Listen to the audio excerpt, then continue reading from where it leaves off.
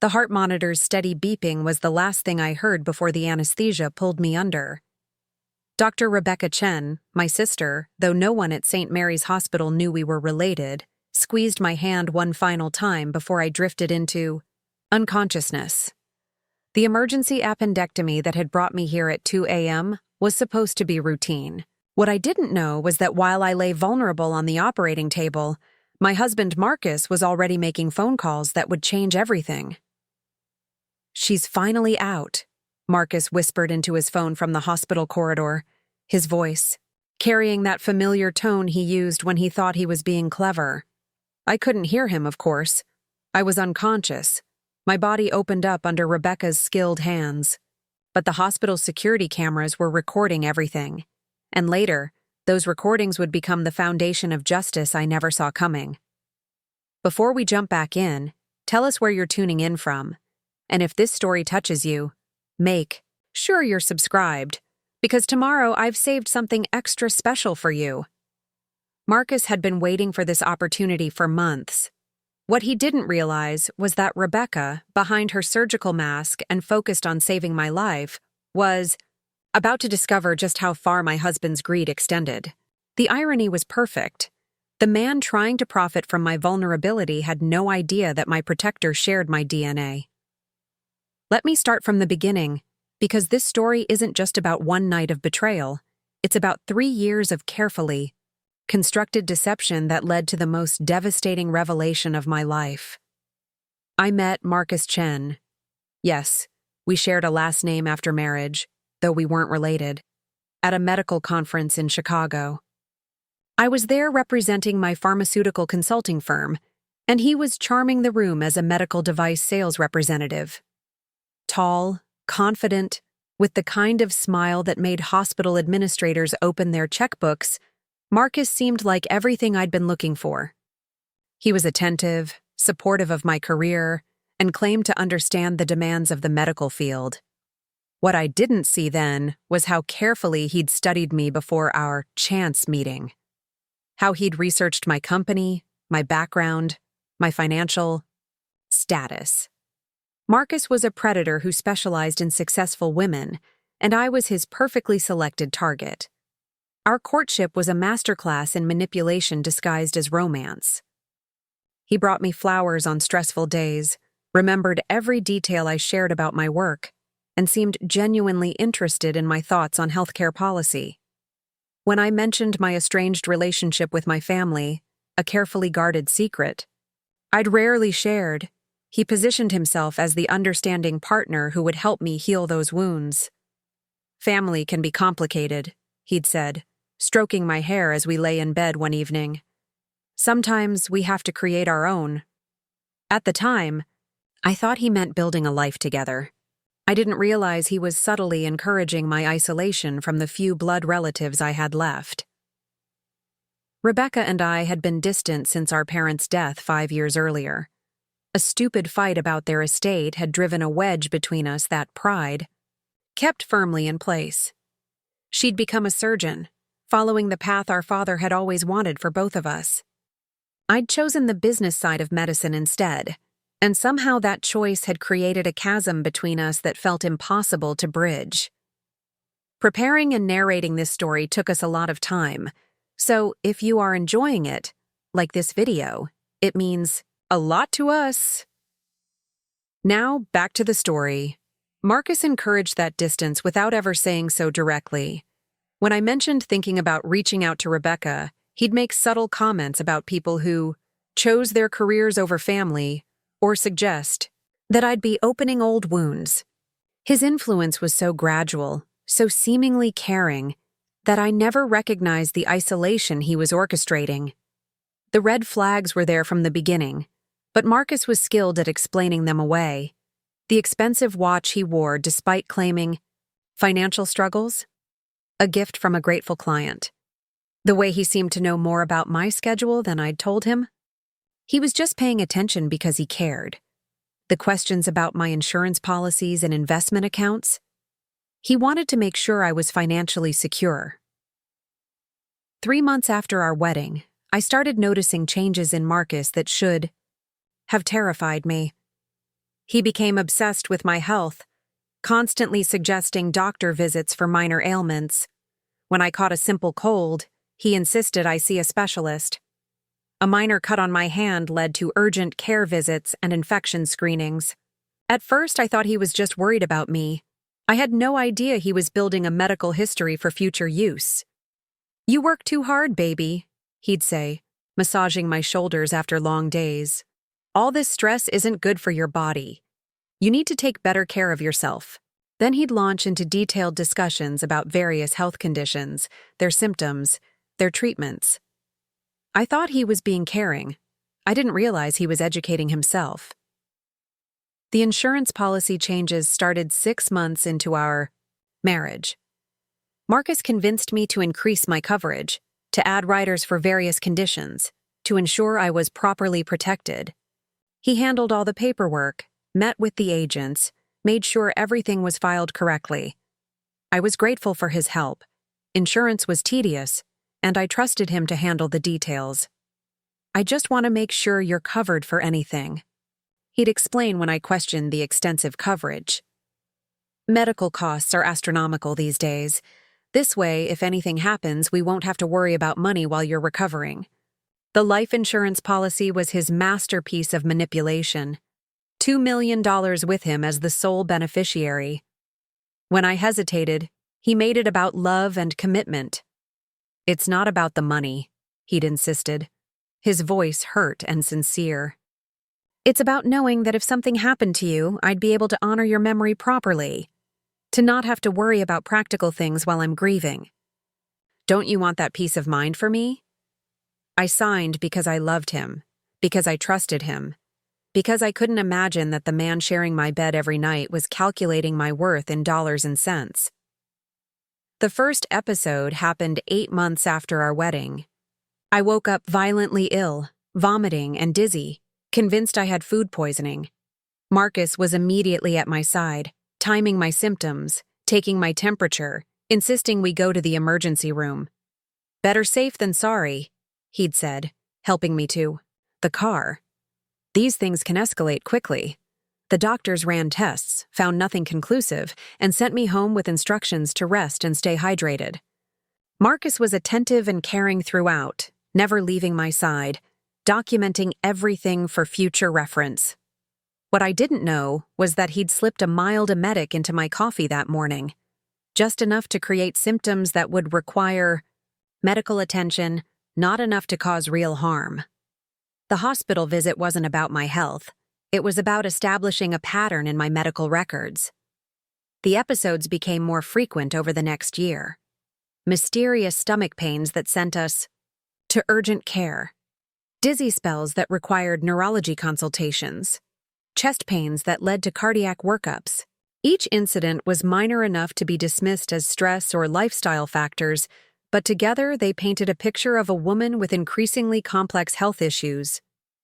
Marcus played the devoted husband perfectly. He took detailed notes at every appointment, asked thoughtful questions about my symptoms, and ensured that every test and scan was properly documented. He built relationships with the medical staff, positioning himself as the caring spouse who just wanted the best for his wife.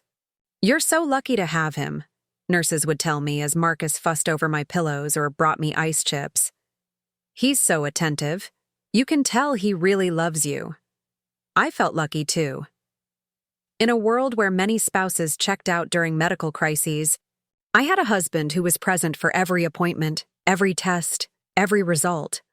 I had no idea he was orchestrating most of my symptoms and planning for the day when my medical history would become valuable to the right buyers. The real breakthrough in Marcus's plan came when he connected with Dr. Harrison Webb, a surgeon, who'd had his license suspended for performing unnecessary procedures. Webb had been forced out of mainstream medicine, but hadn't given up on making money from his surgical skills. He'd gone underground, offering services to people who couldn't or wouldn't go through official channels. Marcus met Webb at a medical device conference, recognizing a kindred spirit in the disgraced surgeon's bitter complaints about regulatory overreach and missed opportunities. Over expensive drinks, they discovered they shared a similar philosophy. There was money to be made in medicine if you were willing to be creative about ethics. Webb's network was extensive and completely illegal. He'd connected desperate patients with black market organs for years, taking substantial cuts from both buyers and sellers. But he'd also identified a more lucrative angle: healthy organs from people who wouldn't be missed, or whose disappearance could be explained by medical complications. The profit margins are incredible, Webb had explained to Marcus during one of their clandestine meetings. A healthy liver can bring in $500,000. Kidneys, corneas, even skin grafts. There's a market for everything. The trick is finding the right donors and the right circumstances. Marcus had found both in me.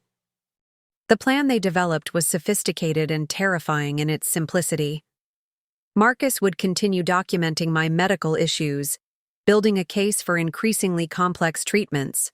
Eventually, he'd manufacture a crisis serious enough to require emergency surgery. During that surgery, performed by Webb or one of his associates, they'd harvest whatever organs were most valuable, then claim I'd died from surgical complications. The insurance money would be substantial, but the organ sales would be where the real profit lay.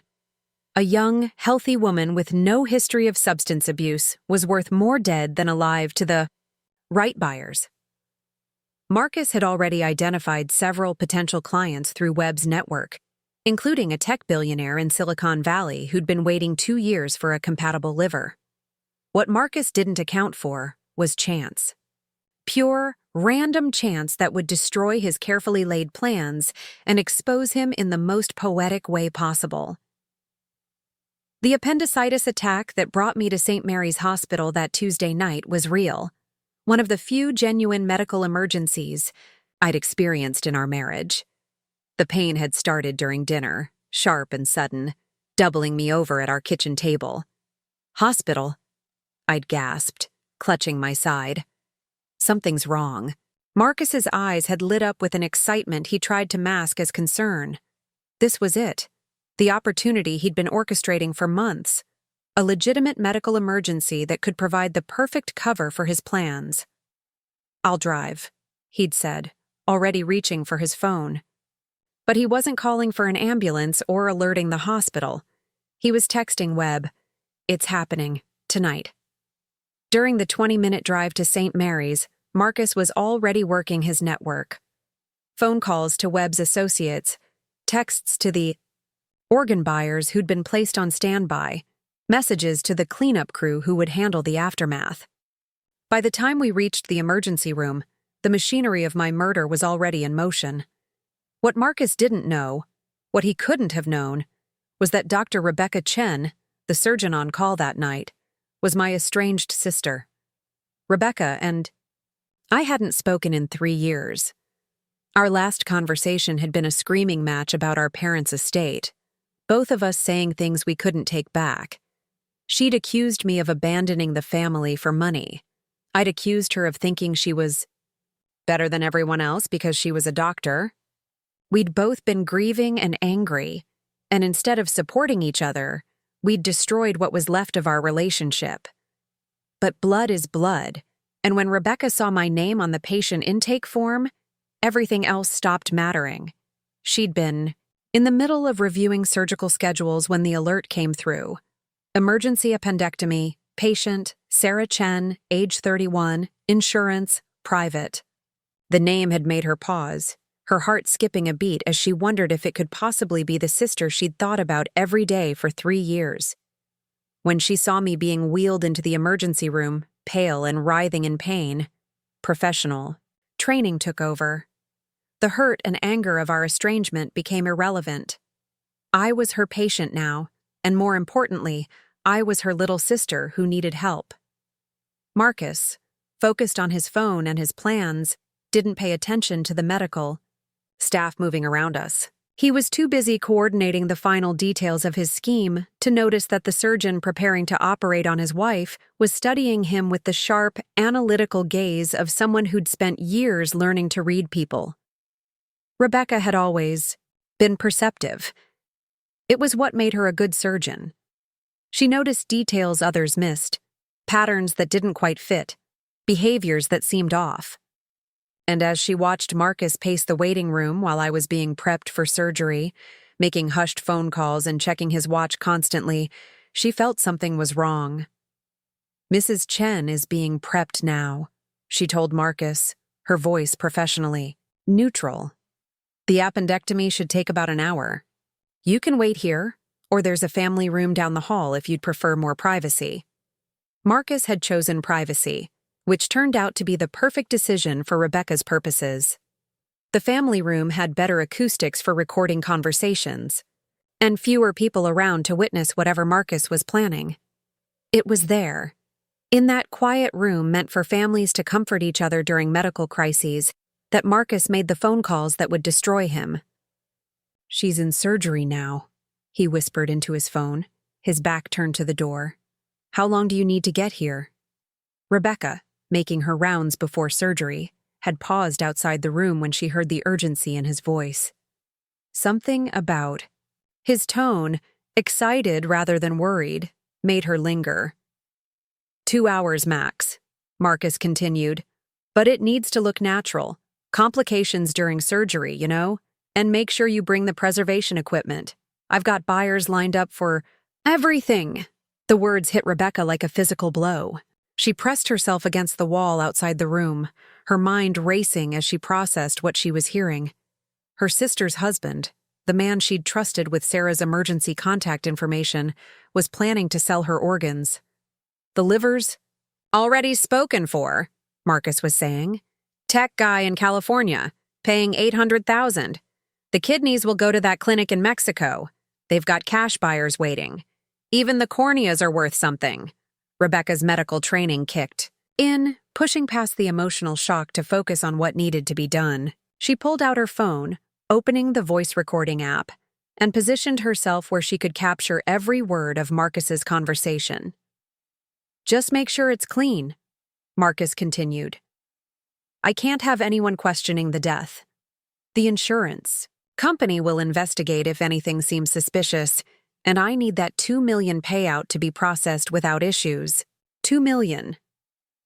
Rebecca's mind reeled. Not only was Marcus planning to murder her sister for her organs, but he'd taken out a massive life insurance policy on her. This wasn't a crime of opportunity. It was a long-term plan that had been months or years in the making.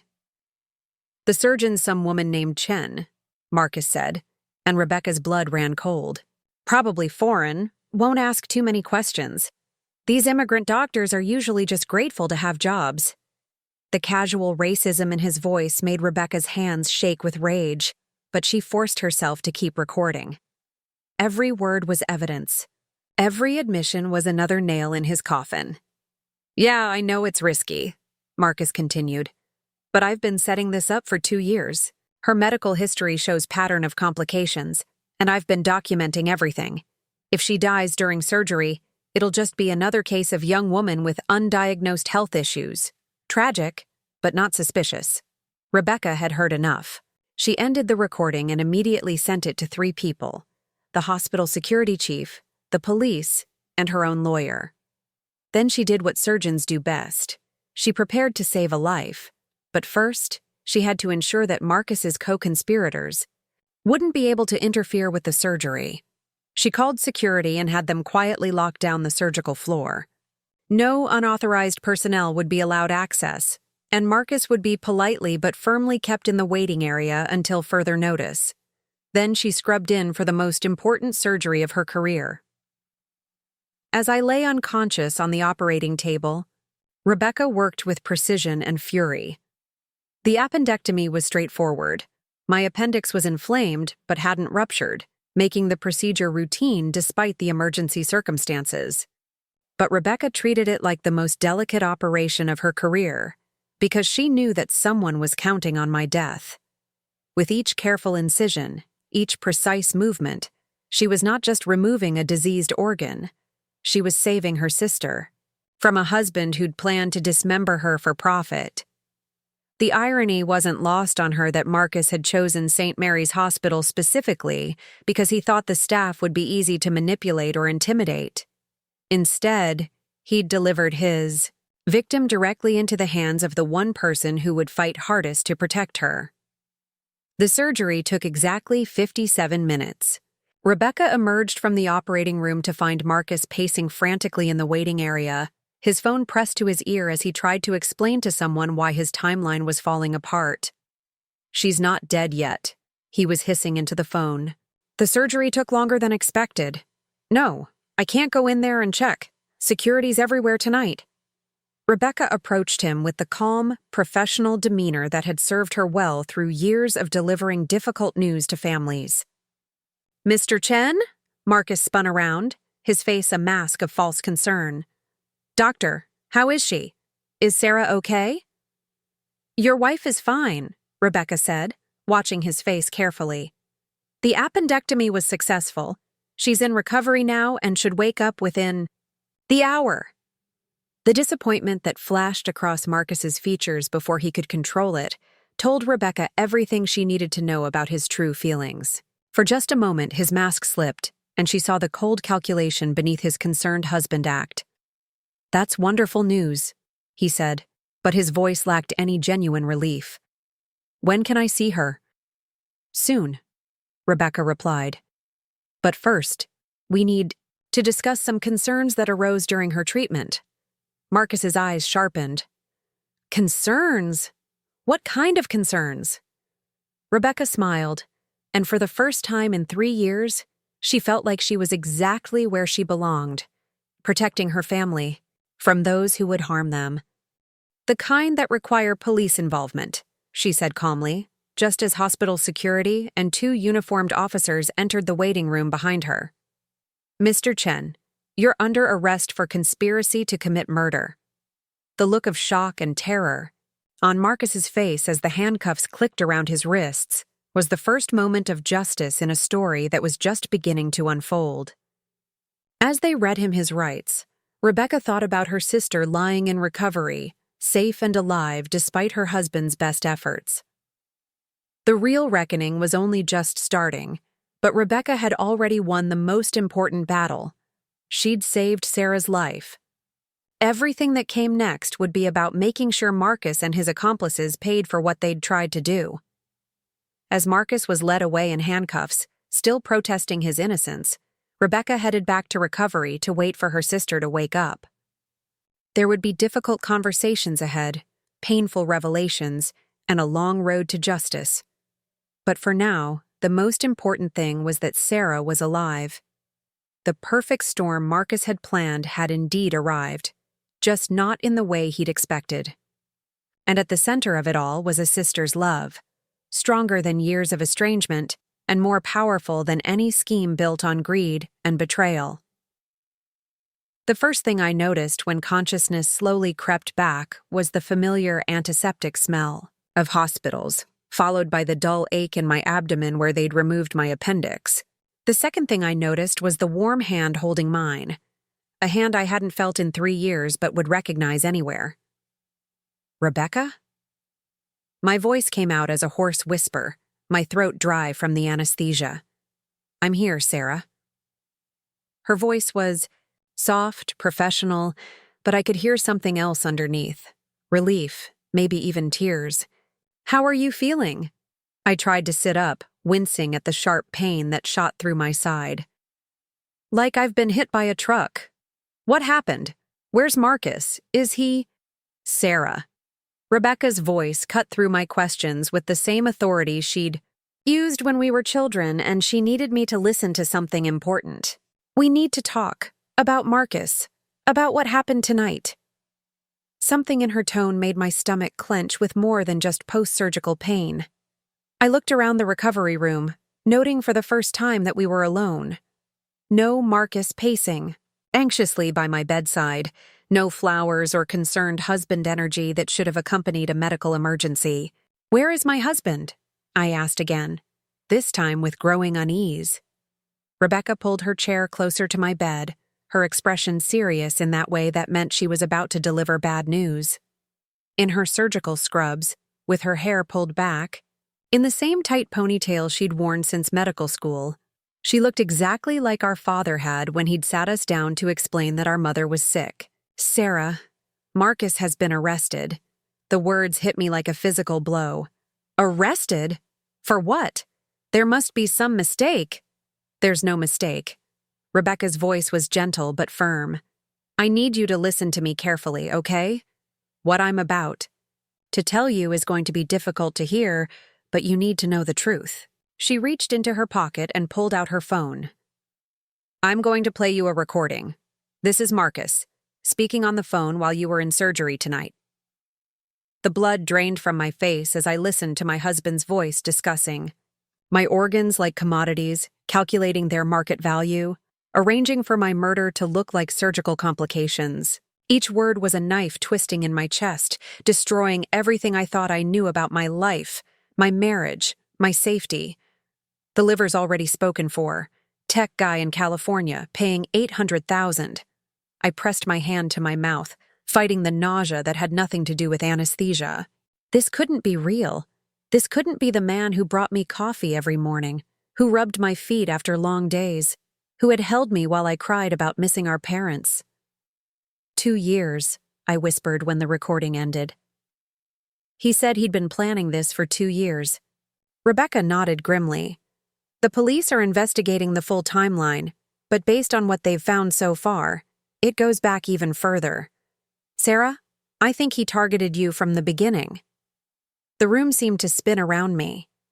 Targeted me? The medical episodes you've been having, the stomach problems, the dizzy spells, the chest pains that kept sending you to doctors. The police found evidence that Marcus was causing them. He was systematically poisoning you with small doses of various substances, building a medical history that would make your death during surgery seem plausible.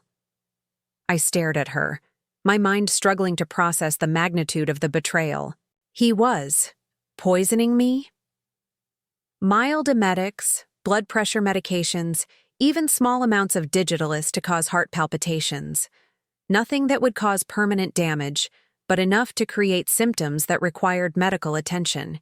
He was essentially creating a paper trail that would support the narrative of a young woman with unexplained health issues who died during routine surgery.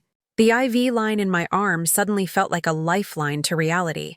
Without it, I might have floated away entirely, unable to anchor myself to a world where my husband of 3 years had been slowly poisoning me while planning to sell my organs. The insurance policies, I said suddenly, fragments of memory clicking into place. He kept insisting we needed more coverage. Life insurance, disability, medical. $2 million in life insurance with him as the sole beneficiary, Rebecca confirmed. Plus substantial medical coverage that would have paid for the surgery and hospitalization without raising questions about costs. I closed my eyes, trying to reconcile the man I'd loved with the monster Rebecca was describing. How did you know? How did you figure it out? For the first time since I'd woken up, Rebecca's professional composure cracked slightly. I was your surgeon tonight, Sarah, when I saw your name on the patient list. I've thought about you every day for 3 years. When I heard Marcus making those phone calls, planning to have you killed for your organs. She paused, her voice thick with emotion. I couldn't let that happen to you. The irony wasn't lost on me. The sister I'd been too proud to speak to for 3 years had been the one to save my life. While I'd been isolated and vulnerable, manipulated by a husband who saw me as a collection of valuable parts, Rebecca had been there when I needed her most. The people he was working with, I said, my mind starting to work through the implications. The buyers, the other doctors, are they going to be arrested too? The FBI is involved now, Rebecca said. This isn't just about Marcus. They've uncovered an entire network of illegal organ trafficking. Marcus was apparently just one of several people recruiting. Donors. The word donors made my skin crawl. You mean victims? Yes, victims.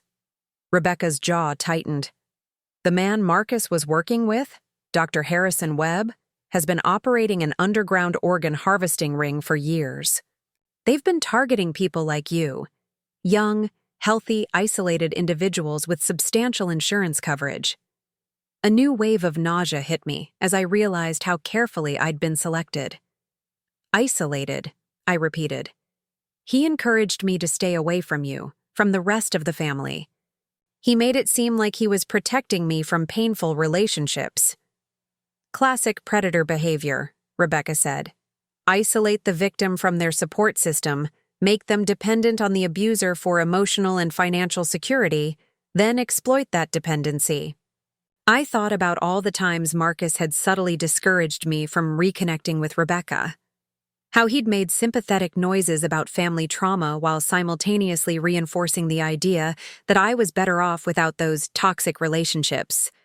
How he'd positioned himself as my only real family, the only person who truly understood and cared about me. There's more, Rebecca said carefully. The police searched your house tonight. They found extensive documentation about you. Medical records, insurance policies, even photographs of you sleeping that appear to have been taken without your knowledge. The violation of that revelation made me feel sick. He was documenting me like livestock. Sarah. Rebecca's voice was firm, pulling me back from the spiral of horror I was falling into.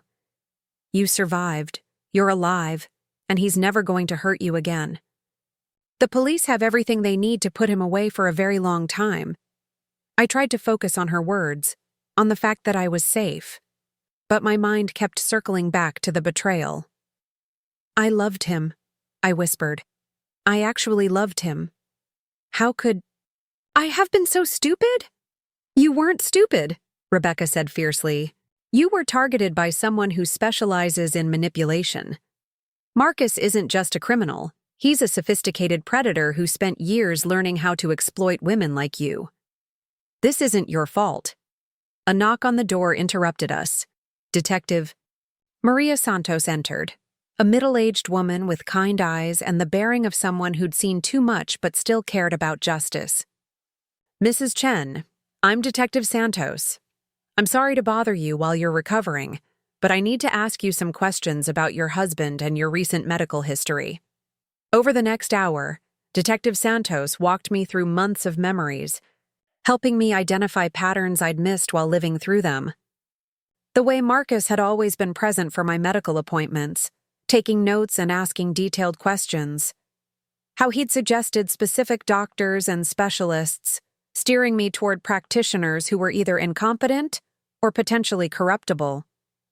Dr. Webb's network included several legitimate medical professionals who were willing to look the other way for the right price, Detective Santos explained.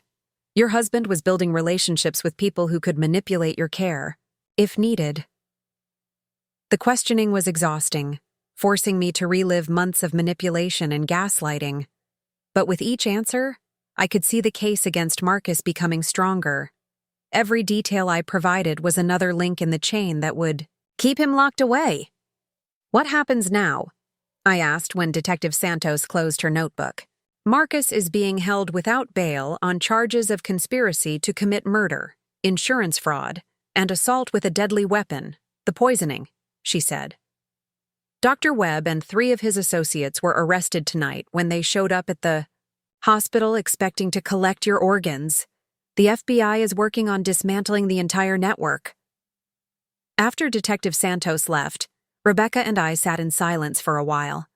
The weight of everything that had happened was settling over me like a heavy blanket, making it hard to breathe.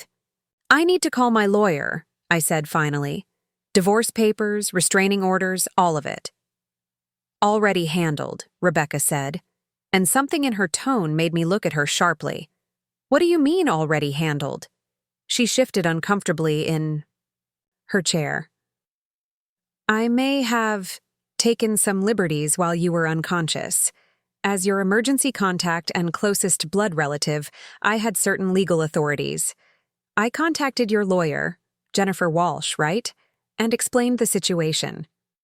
She's already filed emergency motions for divorce and restraining orders, and she's frozen all joint accounts pending investigation. I stared at my sister, a mix of gratitude and amazement washing over me. You did all that while I was in surgery?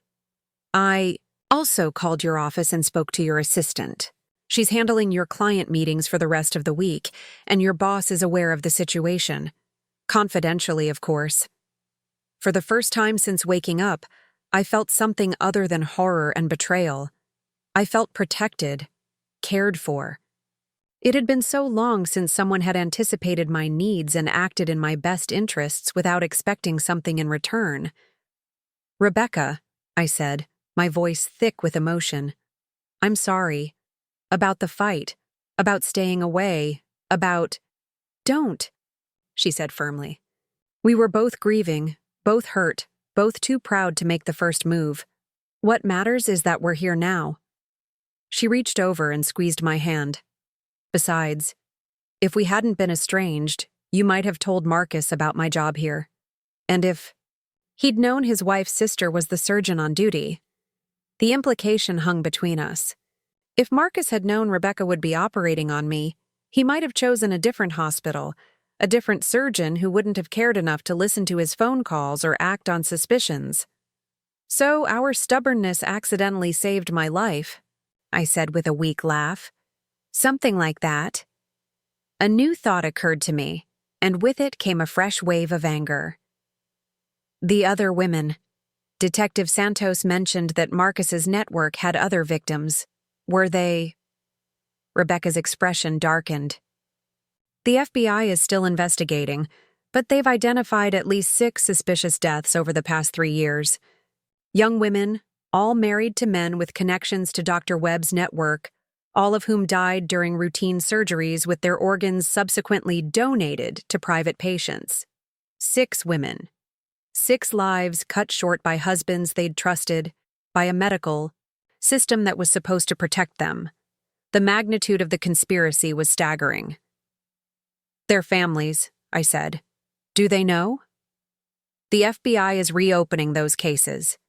Exhuming bodies, reinvestigating the deaths, building cases against the men who killed them." Rebecca's voice was hard. "Your survival, your testimony, it's going to bring justice for those women too." The responsibility of that felt overwhelming. I was alive not just by chance, but by the intersection of multiple coincidences. My estrangement from Rebecca, her job at St. Mary's, her decision to listen at Marcus's door. Other women hadn't been so lucky. "I want to help," I said. "With the investigation, with the other cases. Whatever it takes to make sure these men pay for what they've done." Rebecca nodded approvingly. "I thought you'd say that." Detective Santos left her card. She said the FBI would want to debrief you extensively once you're physically recovered. I looked down at the bandages covering my incision, evidence of the surgery that should have been my death sentence but had instead become my salvation. The appendix they'd removed was healthy tissue, excised to save my life.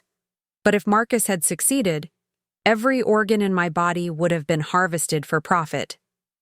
"I keep thinking about those 6 women," I said. "About their last moments, whether they knew what was happening." "Don't," Rebecca said sharply.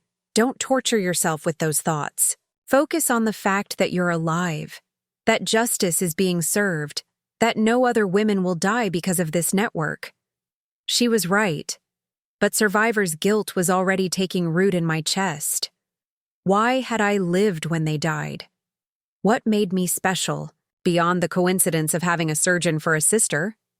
"Sarah," Rebecca said, reading my expression, "you survived because you were smart enough to marry someone with your last name, stupid enough to fight with your sister for 3 years, and lucky enough to need an appendectomy on my shift. Sometimes survival is just random chance combined with the love of people who refuse to let you go." Her words hit me harder than any of the revelations about Marcus. Rebecca had refused to let me go, even when I'd pushed her away. Even when pride and grief had made us strangers, she'd still been there when I needed her most. "What now?" I asked. "I mean, after all the legal stuff is handled, after Marcus is convicted and the network is dismantled, what do I do with my life now?" Rebecca was quiet for a moment, considering. "You rebuild," she said finally. "You take back the life Marcus tried to steal from you. You reconnect with the people who love you. You use your experience to help other victims. It sounded overwhelming, the idea of rebuilding an entire life from scratch. Everything I'd thought I knew about my marriage, my home, my safety, had been revealed as illusion. I felt like I was starting over from nothing. One day at a time, Rebecca said, as if reading my thoughts. And you won't be doing it alone. I'm not going anywhere this time. The promise in her voice was worth more than any insurance policy Marcus had taken out on my life. It was the promise of real family, real protection, real love that didn't come with a price tag. A nurse appeared in the doorway, checking her watch. "Visiting hours are ending soon," she said apologetically. Rebecca stood, but I grabbed her hand. "Don't go yet, please." "I'm not going far," she assured me. "I'm staying in the hospital tonight. I'll be here when you wake up tomorrow." After she left, I lay alone in the dark recovery room, processing everything that had happened.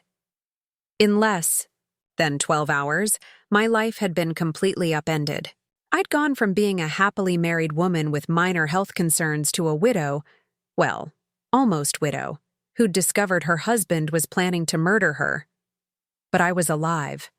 Against all odds, despite Marcus's careful planning and extensive network, I was breathing, thinking, feeling. The man who'd seen me as nothing more than a collection of valuable organs was sitting in a jail cell, while I was planning my future. The future felt uncertain and scary, but it was mine. For the first time in 3 years, my life belonged to me again. Marcus's plan had failed spectacularly, undone by the very family bonds he'd tried to sever. As I drifted off to sleep, my last thought was of Rebecca's hand in mine, warm and real and protective. Tomorrow would bring more questions, more revelations, more difficult truths to face. But tonight, I was safe, surrounded by the kind of love that couldn't be bought or sold or harvested. Marcus had tried to turn me into profit margins and black market commodities. Instead, he'd given me back the sister I thought I'd lost forever. In trying to destroy my life, he'd accidentally shown me what was truly worth living for. 3 days after my surgery, I was sitting in a secure conference room at the FBI field office, staring at a wall covered with photographs and connecting strings that looked like something from a crime thriller. Except this was my life spread across that board. My face, my medical records, my home, all connected by red string to a web of criminals I'd never known existed. Special Agent David Richardson adjusted his glasses as he pointed to various photos. "What we've uncovered, Mrs. Chen, goes far beyond your husband's individual actions. We're looking at a sophisticated criminal enterprise that's been operating for at least 5 years. Rebecca sat beside me, having taken leave from the hospital, to help me navigate this nightmare. Her presence was the only thing keeping me grounded, as Agent Richardson explained how my marriage had been part of a larger hunting operation. "Marcus wasn't just your husband," Agent Richardson continued. "He was what we call a procurement specialist for Dr. Webb's organization. His job was to identify, court, and marry potential victims, then set up the circumstances for their harvesting." Clinical language made my skin crawl. Procurement. Harvesting. As if I were livestock instead of a human being. "How many others?" I asked, though I wasn't sure I wanted to know the answer. Agent Richardson flipped through his file. "We've identified 12 women who were married to men connected to Webb's network over the past 5 years. 6 died during routine surgeries. 4 are still alive, though we believe they're currently being prepared for harvesting.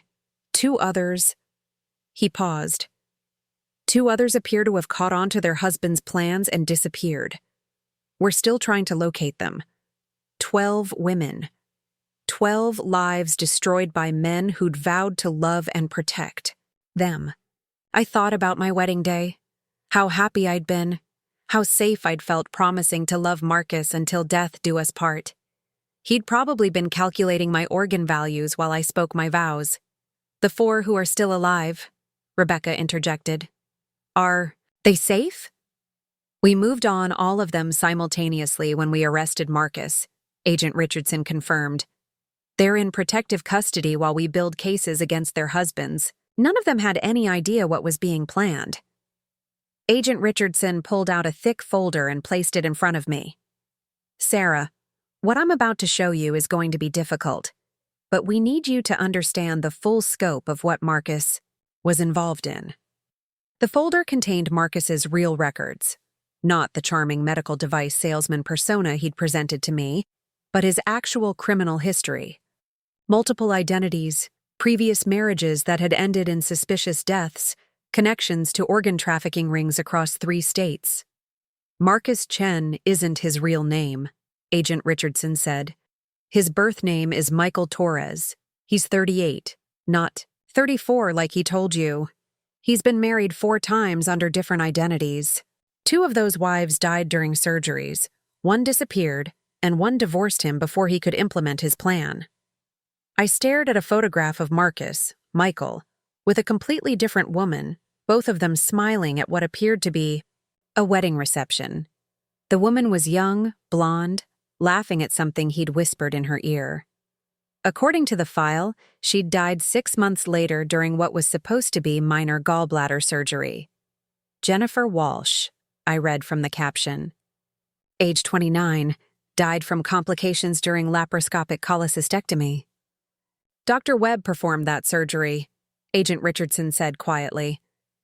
Jennifer's organs were harvested and sold to 4 different buyers. Her husband, Marcus, going by the name David Walsh at the time, collected a $1.8 million insurance payout. My hands were shaking as I flipped through the pages. Sarah Martinez, 31, died during appendectomy. Lisa Thompson, 28, died during hernia repair. Each woman's photo showed a bright, happy person who'd trusted the wrong man with her life. The pattern is always the same, Agent Richardson explained. Marcus targets successful, isolated women. He courts them for months, sometimes years, learning their habits, their medical history, their financial situation.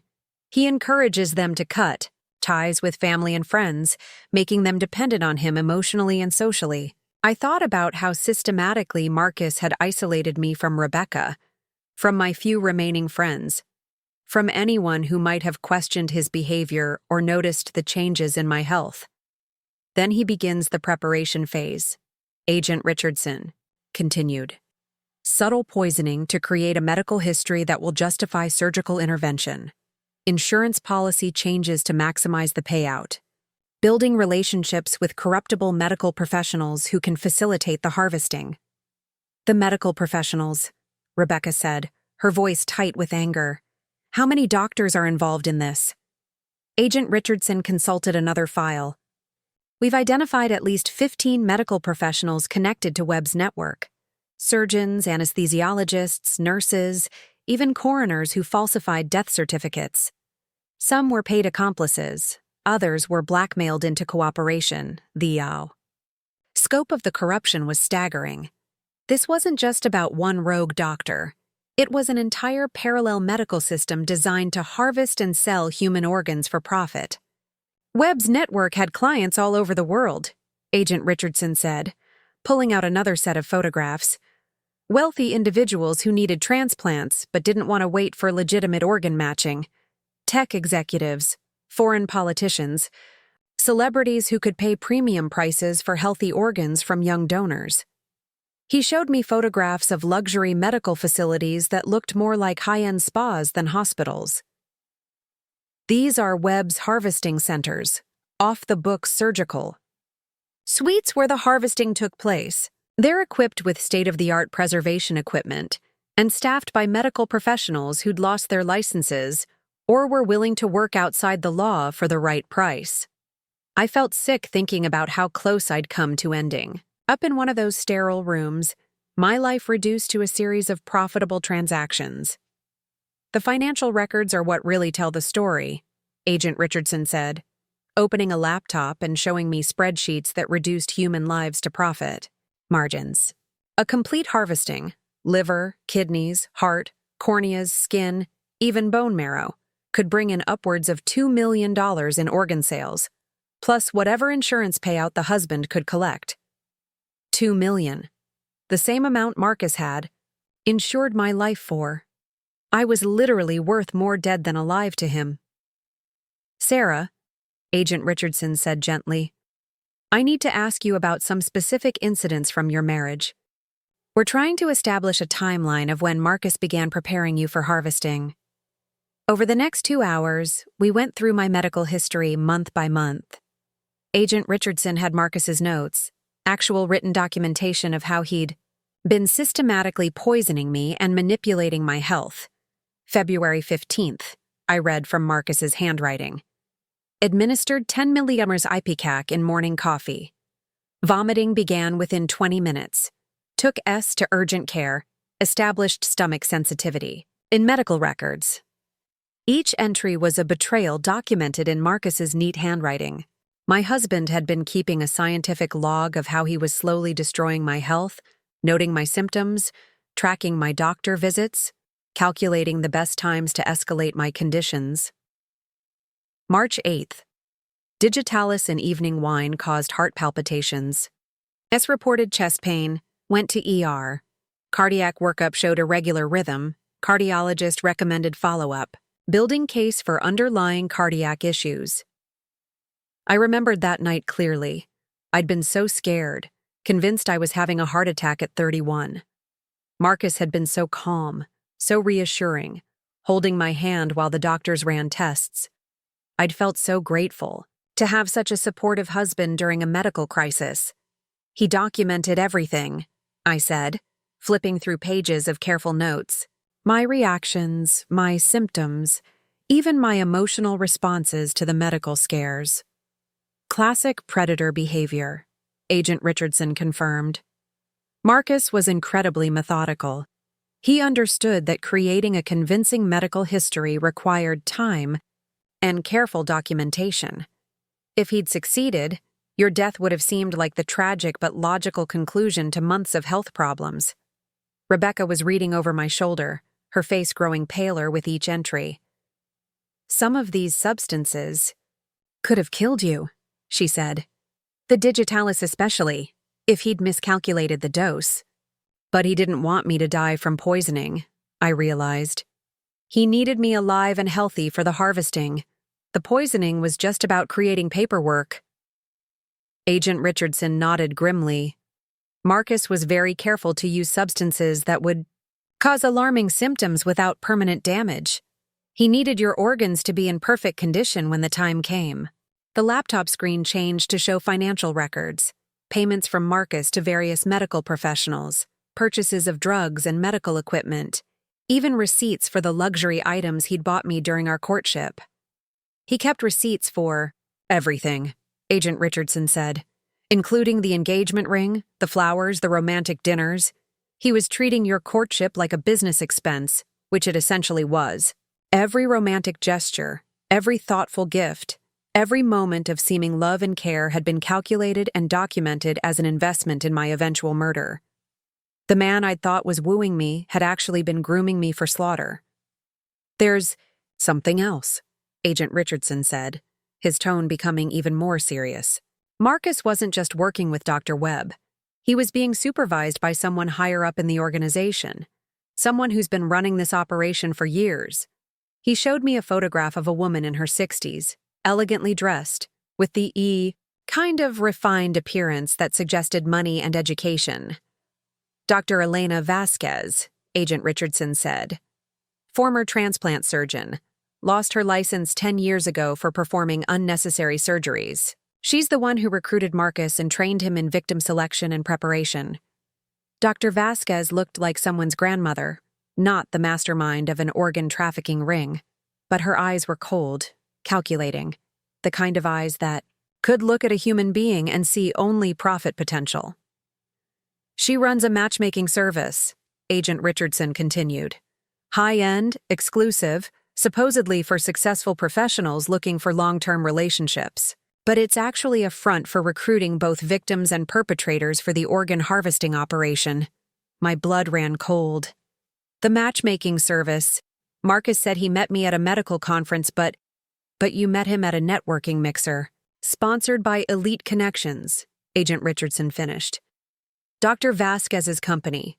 You weren't randomly targeted, Sarah. You were specifically selected and served up to Marcus like a meal. The mixer had been elegant, professional, full of successful people in the medical and pharmaceutical industries. I'd thought I was just expanding my professional network when I'd signed up. Instead, I'd been walking into a hunting ground where predators shopped for victims. The company screens potential clients extensively, Agent Richardson explained. Financial background, health records, family connections, social support systems. They identify women who meet specific criteria, successful, healthy, isolated, and then introduce them to their male operatives. Elite Connections hadn't been trying to find me love. They'd been advertising my organs to potential buyers, with Marcus as the designated harvester who would court me, marry me, and eventually deliver my body parts to the highest bidders. How many others? Rebecca asked. How many women has this matchmaking service targeted? Agent Richardson's expression was grim. We're still investigating, but we've identified at least 30 women who used Elite Connections over the past 5 years. 12 ended up married to men connected to the organ trafficking network. Of those 12, 6 are dead, 4 were saved when we moved on the operation, and 2 are missing. 30 women who'd thought they were looking for love, who'd trusted a matchmaking service to find them compatible partners. Instead, they'd been evaluated like livestock and matched with men who planned to kill them. The 2 who are missing, I said. You think they figured it out? We're hoping so, Agent Richardson said. But it's also possible that their harvesting was handled differently. Some of Webb's clients preferred to have the extraction done in private facilities, overseas. The implication hung in the air like a toxic cloud. Those women might have been murdered in foreign countries, their organs harvested in facilities beyond U.S. jurisdiction, their bodies disposed of where they'd never be found. We need your help to bring down the entire network, Agent Richardson said, leaning forward. Marcus is talking, trying to cut a deal, but we need victim testimony to make the conspiracy charges stick. Your survival and your testimony could help us convict everyone involved. I looked at Rebecca, who nodded encouragingly. What do you need me to do? First, we need you to testify before the grand jury about Marcus's actions and their impact on your life. Second, we'd like you to participate in a controlled operation to help us identify other potential victims and gather evidence against Dr. Vasquez. The controlled operation, Agent Richardson explained, would involve me contacting Elite Connections as a satisfied client, providing testimonials that could help them identify other women who might be in danger. The FBI would monitor all communications and use my access to gather evidence about the company's screening and selection processes. It's not without risk, Agent Richardson warned. Dr. Vasquez is extremely intelligent and suspicious. If she realizes you survived and are working with law enforcement, she might accelerate operations against other current victims.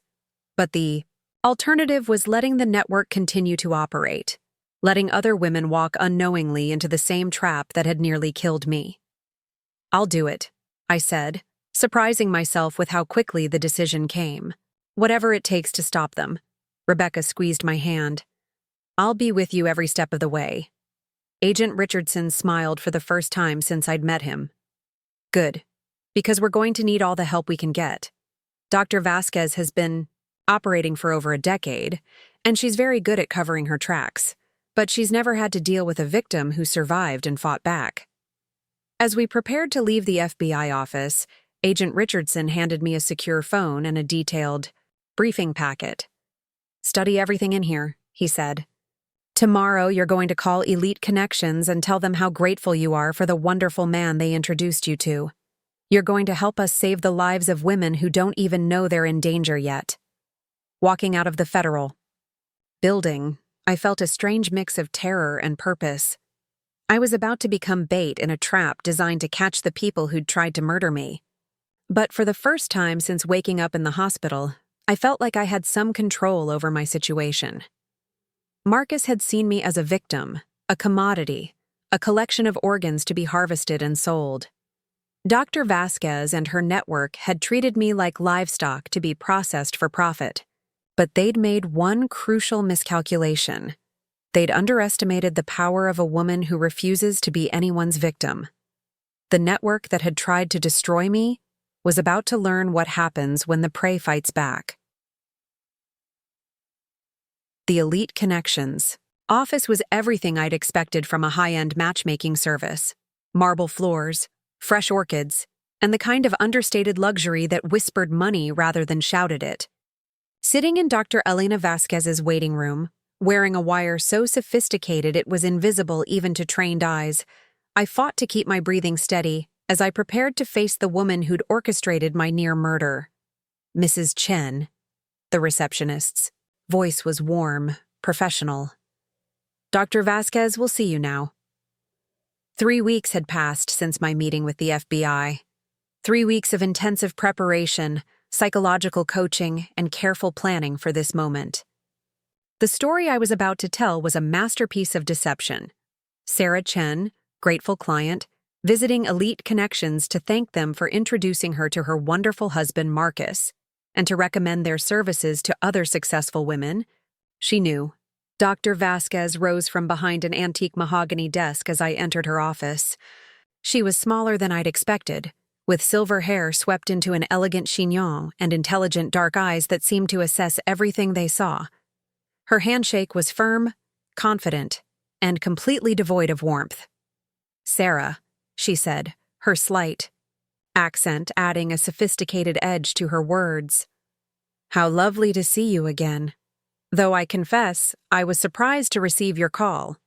Most of our successfully matched clients prefer to move on from our services once they've found their happiness." There was something in her tone, a subtle probing that made me glad for the hours of FBI coaching I'd received. Dr. Vasquez was fishing, trying to understand why a supposedly happily married woman would return to the matchmaking service that had introduced her to her husband. "That's exactly why I wanted to see you," I said, settling into the leather chair across from her desk. "Marcus and I are so grateful for everything Elite Connections did for us. You changed our lives." Dr. Vasquez's smile was perfect, warm, professional, and utterly false.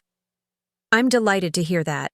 Marcus spoke very highly of you during our initial consultation. He was quite specific about the type of partner he was seeking." The words sent a chill down my spine, but I forced myself to smile brighter. "He tells everyone how perfect your matching process is. The way you really understand what people need in a partner, not just what they think they want." "Understanding goes beyond surface compatibility," Dr. Vasquez agreed, her eyes never leaving my face. "We pride ourselves on deep psychological and lifestyle analysis. Tell me, how has married life been treating you? Any challenges adapting to shared living arrangements?" I launched into the performance I'd rehearsed dozens of times, painting a picture of marital bliss while carefully dropping the information the FBI needed Dr. Vasquez to hear. Marcus was attentive and caring, always looking out for my health and well-being. He'd encouraged me to get comprehensive medical insurance, to update my will, to make sure all my legal affairs were in order, responsible husband behavior that would seem perfectly normal to anyone who didn't know the sinister truth behind his suggestions. "How wonderful," Dr. Vasquez murmured, making notes on a tablet. "And your health? Marcus mentioned you'd been experiencing some minor issues. Nothing serious, I hope?" The question was delivered casually, but I could feel the weight behind it. Dr. Vasquez was checking on the preparation phase, confirming that Marcus had been successfully building the medical history that would justify my eventual death during surgery. "Oh, just minor things," I said with a dismissive wave. "Some stomach troubles, occasional dizziness. Marcus has been so sweet about making sure I see doctors for everything. He worries about me more than I worry about myself sometimes." Dr. Vasquez made another note, her expression pleased. "Attentive husbands are such a blessing. It's wonderful." when we find men who truly prioritize their wives' well-being. The casual evil of her words, discussing Marcus's care for my health when she knew he'd been systematically poisoning me, made my stomach clench. But I kept smiling, kept playing. The role of the naive wife who had no idea her husband was planning to harvest her organs. Actually, I said, leaning forward conspiratorially, that's partly why I wanted to see you today. I have several friends who are looking for the kind of deep, meaningful relationship Marcus and I have found. Successful women who are tired of surface-level dating and ready for real partnership. Dr. Vasquez's interest sharpened immediately. How intriguing. What kind of work do your friends do? I pulled out my phone, showing her photos of fictional friends that the FBI had created for this operation. Each friend was actually a female FBI agent, carefully chosen and prepared to infiltrate elite connections as potential victims. This is Jessica, I said, showing her a photo of Agent Maria Santos with lighter hair and casual clothes. She's a biotech executive, very successful but works incredibly long hours. She's been single for 3 years and is starting to worry. She'll never find someone who understands the demands of her career. Dr. Vasquez studied the photo intently. She's lovely. Health history? The question was asked so naturally that someone without my knowledge might not have caught its significance. But I knew Dr. Vasquez was already assessing Jessica's potential value as an organ donor. Excellent health, I replied. Runs marathons, never smokes, barely drinks. Jessica takes incredible care of herself. Probably better than she takes care of her personal relationships. And family connections? Dr. Vasquez asked, still maintaining the pretense that this was normal relationship consultation. Limited, I said, following the script the FBI had prepared. Her parents died in a car accident 5 years ago, no siblings, and she's so focused on work that she's lost touch with most of her college friends. She says she feels isolated sometimes, like she needs someone who can be her whole world. Perfect. Victim criteria, delivered with a smile. Healthy, wealthy, isolated, and vulnerable to emotional manipulation. Dr. Vasquez was practically salivating as she took detailed notes about Jessica's background. She sounds like exactly the type of accomplished woman we love to work with, Dr. Vasquez said. Our male clients appreciate partners who bring both success and depth to a relationship. I showed her photos of 2 more friends, additional FBI agents playing potential victims. Each had been carefully crafted to meet the profile of women the organ trafficking network targeted. Successful professionals with minimal family connections and substantial assets. I'd love to set up initial consultations for all 3, Dr. Vasquez said, her enthusiasm barely contained. Our intake process is quite thorough. We like to understand every aspect of our clients' lives to ensure the most compatible matches. That's wonderful, I said. Though I should mention, they're all quite private about their personal lives. Jessica especially has trust issues after some bad experiences with men who seemed more interested in her money than her personality. Dr. Vasquez nodded sympathetically. We see that often with successful women. That's why our screening process for male clients is so rigorous. We only work with men who have proven themselves financially stable and emotionally mature. Financially stable and emotionally mature enough to systematically poison and murder their wives, apparently. The cognitive dissonance of sitting across from this monster while she spoke about protecting women was almost overwhelming. I'm curious, I said, trying to sound casual. How do you find such high-quality men? Marcus mentioned that Elite Connections has quite an exclusive male clientele. Dr. Vasquez's smile became slightly guarded. We have a very selective recruitment process. Many of our male clients come through professional referrals. Doctors, lawyers, executives who move in sophisticated circles. Men who understand the value of discretion and long-term commitment. Men like Marcus, who specialized in long-term commitment right up until the moment they harvested their wives' organs for profit. The consultation fees, I continued, are they the same for everyone? I want to make sure my friends are prepared for the investment. Our fees vary based on the level of service required, Dr. Vasquez explained. For clients with your friends' profiles, we typically recommend our Platinum package. It includes comprehensive background verification, psychological compatibility, testing, and ongoing relationship support throughout the courtship process. The Platinum package, I knew from FBI briefings, was code for victims who met optimal harvesting criteria. The ongoing relationship support would include monitoring the poisoning phase and timing the eventual surgery. That sounds perfect, I said. Should I have them call to schedule their initial consultations? Actually, Dr. Vasquez said, consulting her calendar, I have some time this afternoon. If any of your friends are available, I'd be happy to meet with them today. Sometimes spontaneous meetings yield the most authentic insights. My heart rate spiked. The FBI had prepared for this possibility, but having Dr. Vasquez want to meet the fake victims immediately put additional pressure on the operation. Agent Santos would need to be ready to play Jessica within hours, complete with a cover story, an emotional state consistent with a woman looking for love. Let me text them, I said, pulling out the special phone the FBI had given me. The text I sent was coded. VIP wants to meet today. Package delivery required immediately. Within minutes, I received responses from all 3 friends expressing excitement about potential same-day consultations. The FBI was moving fast to keep the operation on track. They're all available, I reported. Jessica can be here at 2, Amanda at 3:30, and Caroline at 5. Dr. Vasquez looked pleased. Excellent.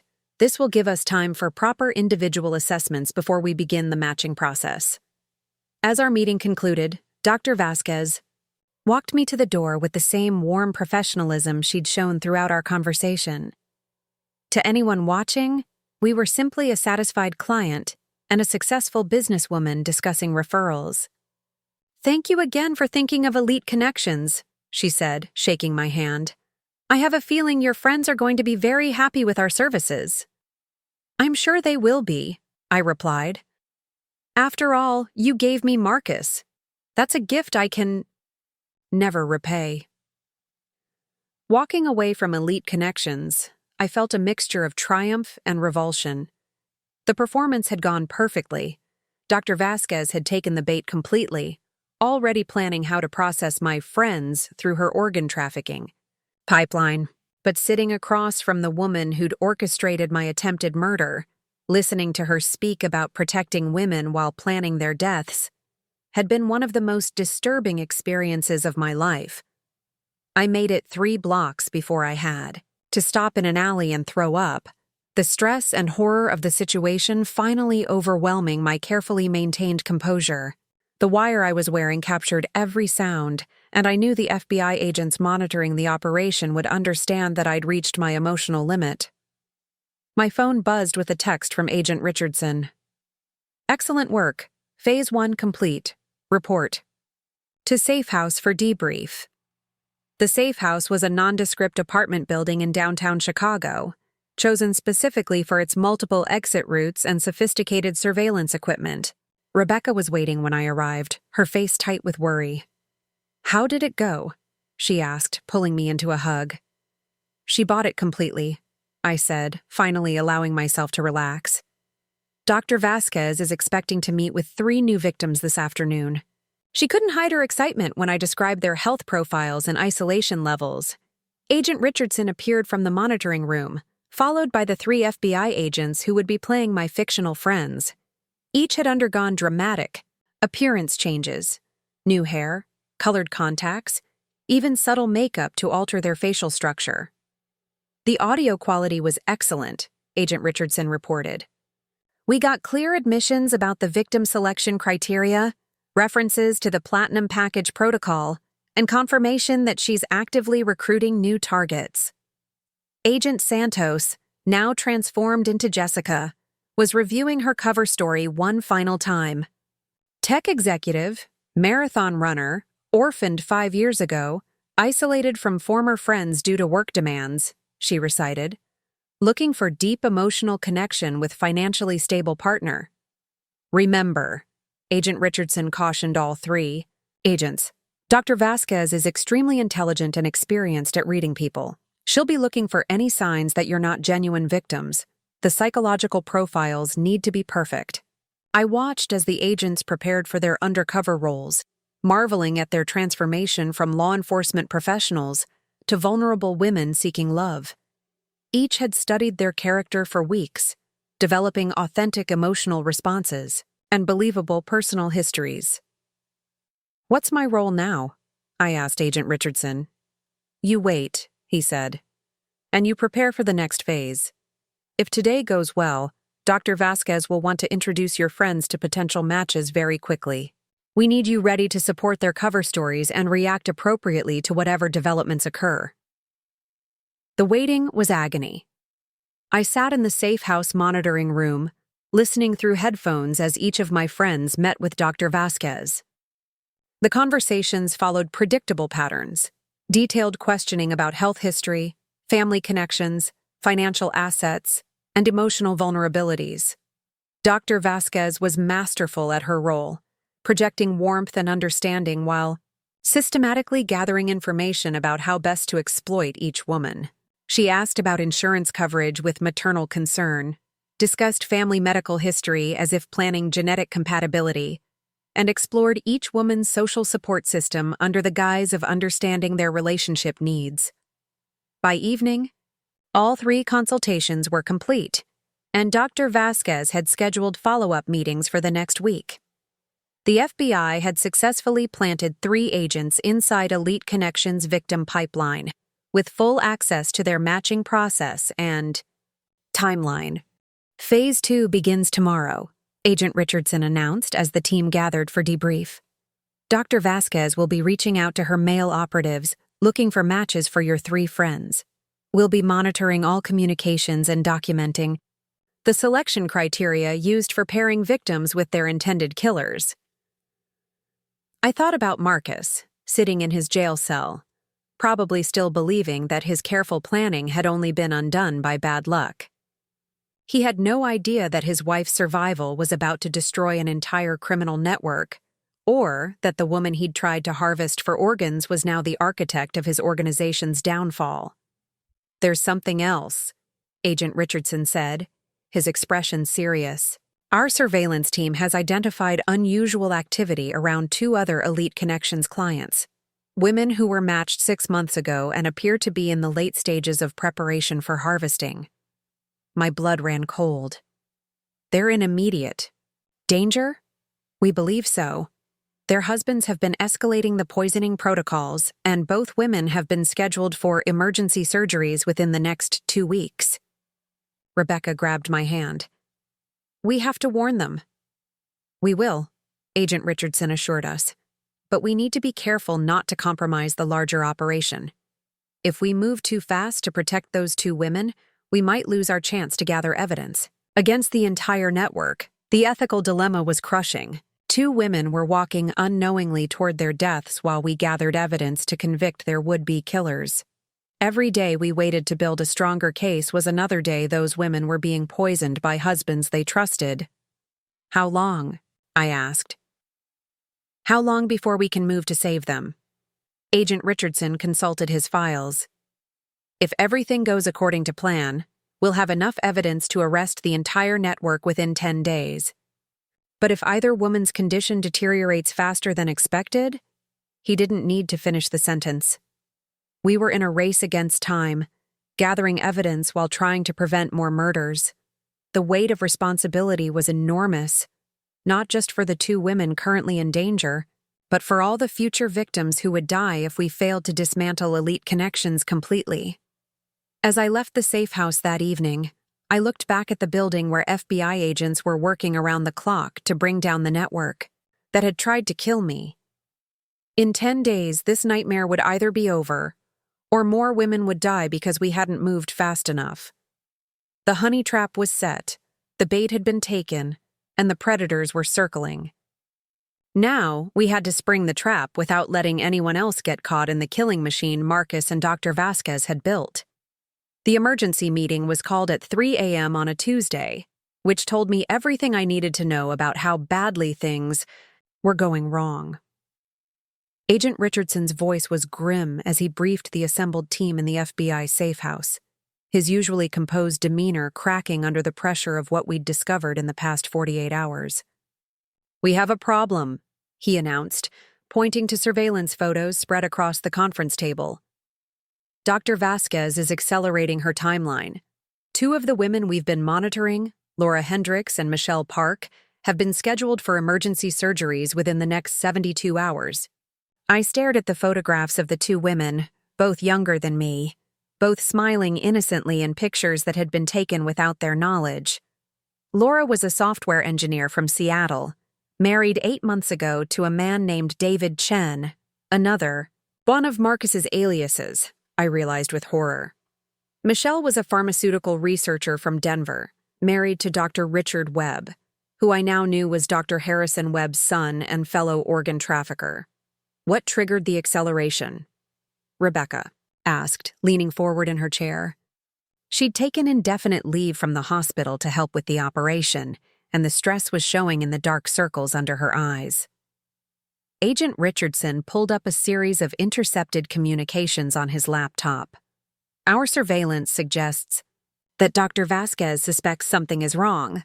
Phone calls between her and her operatives have increased dramatically, and they're using more coded language than usual." He played an audio file of Dr. Vasquez speaking to someone identified as David Chen, Marcus's latest identity. Her voice was sharp, urgent. "The timeline needs to move faster. There are too many variables in play right now. I want the Seattle package processed this week." The Seattle package? Laura Hendricks, reduced to shipping terminology by the woman planning her murder. Laura's husband has already told her that her recent blood work showed some concerning irregularities, Agent Richardson continued. He's convinced her she needs immediate surgery to remove what he's calling a suspicious mass near her liver. "But there is no mass," Rebecca said, her medical training making her voice tight with anger. "They're going to open her up and harvest her organs based on completely fabricated medical results." Agent Richardson nodded grimly. "The surgery is scheduled for Thursday morning at a private clinic outside Seattle. Dr. Webb himself will be performing the procedure, with 3 of his associates assisting."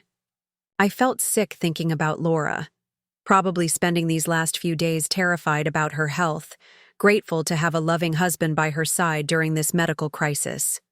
She had no idea that the man comforting her fears was the same person, who'd been systematically poisoning her for months. "What about Michelle?" Agent Santos asked. "She'd been playing my friend Jessica for the past week, meeting with potential matches that Dr. Vasquez had arranged." "Similar situation," Agent Richardson replied, showing us Michelle's file. "She's been told she has a rare blood disorder that requires immediate intervention. Surgery is scheduled for Friday at a facility in Colorado." 2 women, 2 different states, 2 elaborate medical fabrications designed to justify their murders, and we had less than 3 days to save them both without destroying the larger investigation. "Options," Agent Richardson asked the room. "We could warn them directly," suggested Agent Martinez, who'd been playing my friend Amanda. "Anonymous tips, fake medical second opinions, anything to make them delay the surgeries." "Too risky," Agent Richardson replied. "If their husbands realize the women have been warned, they might disappear or accelerate to immediate termination. We could be signing their death warrants." "What about arresting the husbands on pretense charges?" Rebecca suggested. "Buy us time while we build the bigger case." "Same problem," Agent Richardson said. "If Dr. Vasquez realizes her operatives are being arrested, she'll shut down the entire network and disappear. We'll lose our chance to save future victims and prosecute the organization." The weight of the decision was crushing. We were being forced to choose between saving 2 women we could identify and protecting countless future victims who would die if the network simply relocated and continued operating. "There's a third option," I said slowly, an idea forming in my mind. "What if we don't warn the women but we make sure the surgeries fail?" Agent Richardson looked intrigued. "Explain." Both surgeries are happening at private clinics controlled by Dr. Webb's network, I said, standing to pace as I worked through the plan. What if we infiltrate the medical teams, plant our own people inside to sabotage the operations from within? Rebecca's eyes lit up. Medical emergency protocols. If something goes wrong during surgery, equipment failure, anesthesia complications, contamination alerts, the procedures would have to be stopped immediately. Agent Richardson was already making notes. We'd need medical professionals willing to go undercover. Surgeons, anesthesiologists, nurses who could pass background checks and integrate into Webb's teams. I know people, Rebecca said immediately. Doctors who've worked with law enforcement before, people we can trust completely. If we can get them placed in those operating rooms, it's risky, Agent Richardson warned. If Webb or his associates realize they're dealing with federal agents during active surgeries, the undercover operatives could be killed along with the intended victims. But it was the only option that gave us a chance to save Laura and Michelle without compromising the larger investigation. Over the next 6 hours, Rebecca worked her medical contacts while the FBI coordinated the most complex undercover operation any of us had ever attempted. Dr. James Morrison, a trauma surgeon from Chicago and one of Rebecca's former colleagues, agreed to pose as a visiting specialist for Laura's surgery in Seattle. Dr. Sarah Kim, an anesthesiologist with military medical experience, would handle Michelle's case in Colorado. Both doctors understood they were walking into situations where they might have to choose between maintaining their cover and saving a patient's life. The plan is simple, Agent Richardson briefed the expanded team. Our doctors integrate into the surgical teams, then create believable medical emergencies that force the procedures to be stopped before any harvesting can occur. Equipment malfunctions, patient instability, contamination protocols, anything that makes continuing the surgery impossible. Meanwhile, Agent Santos received a call from Dr. Vasquez requesting an urgent meeting. Jessica was being fast-tracked for matching, with a consultation scheduled for Thursday afternoon, the same day as Laura's surgery. She's moving faster than expected, Agent Santos reported after the call.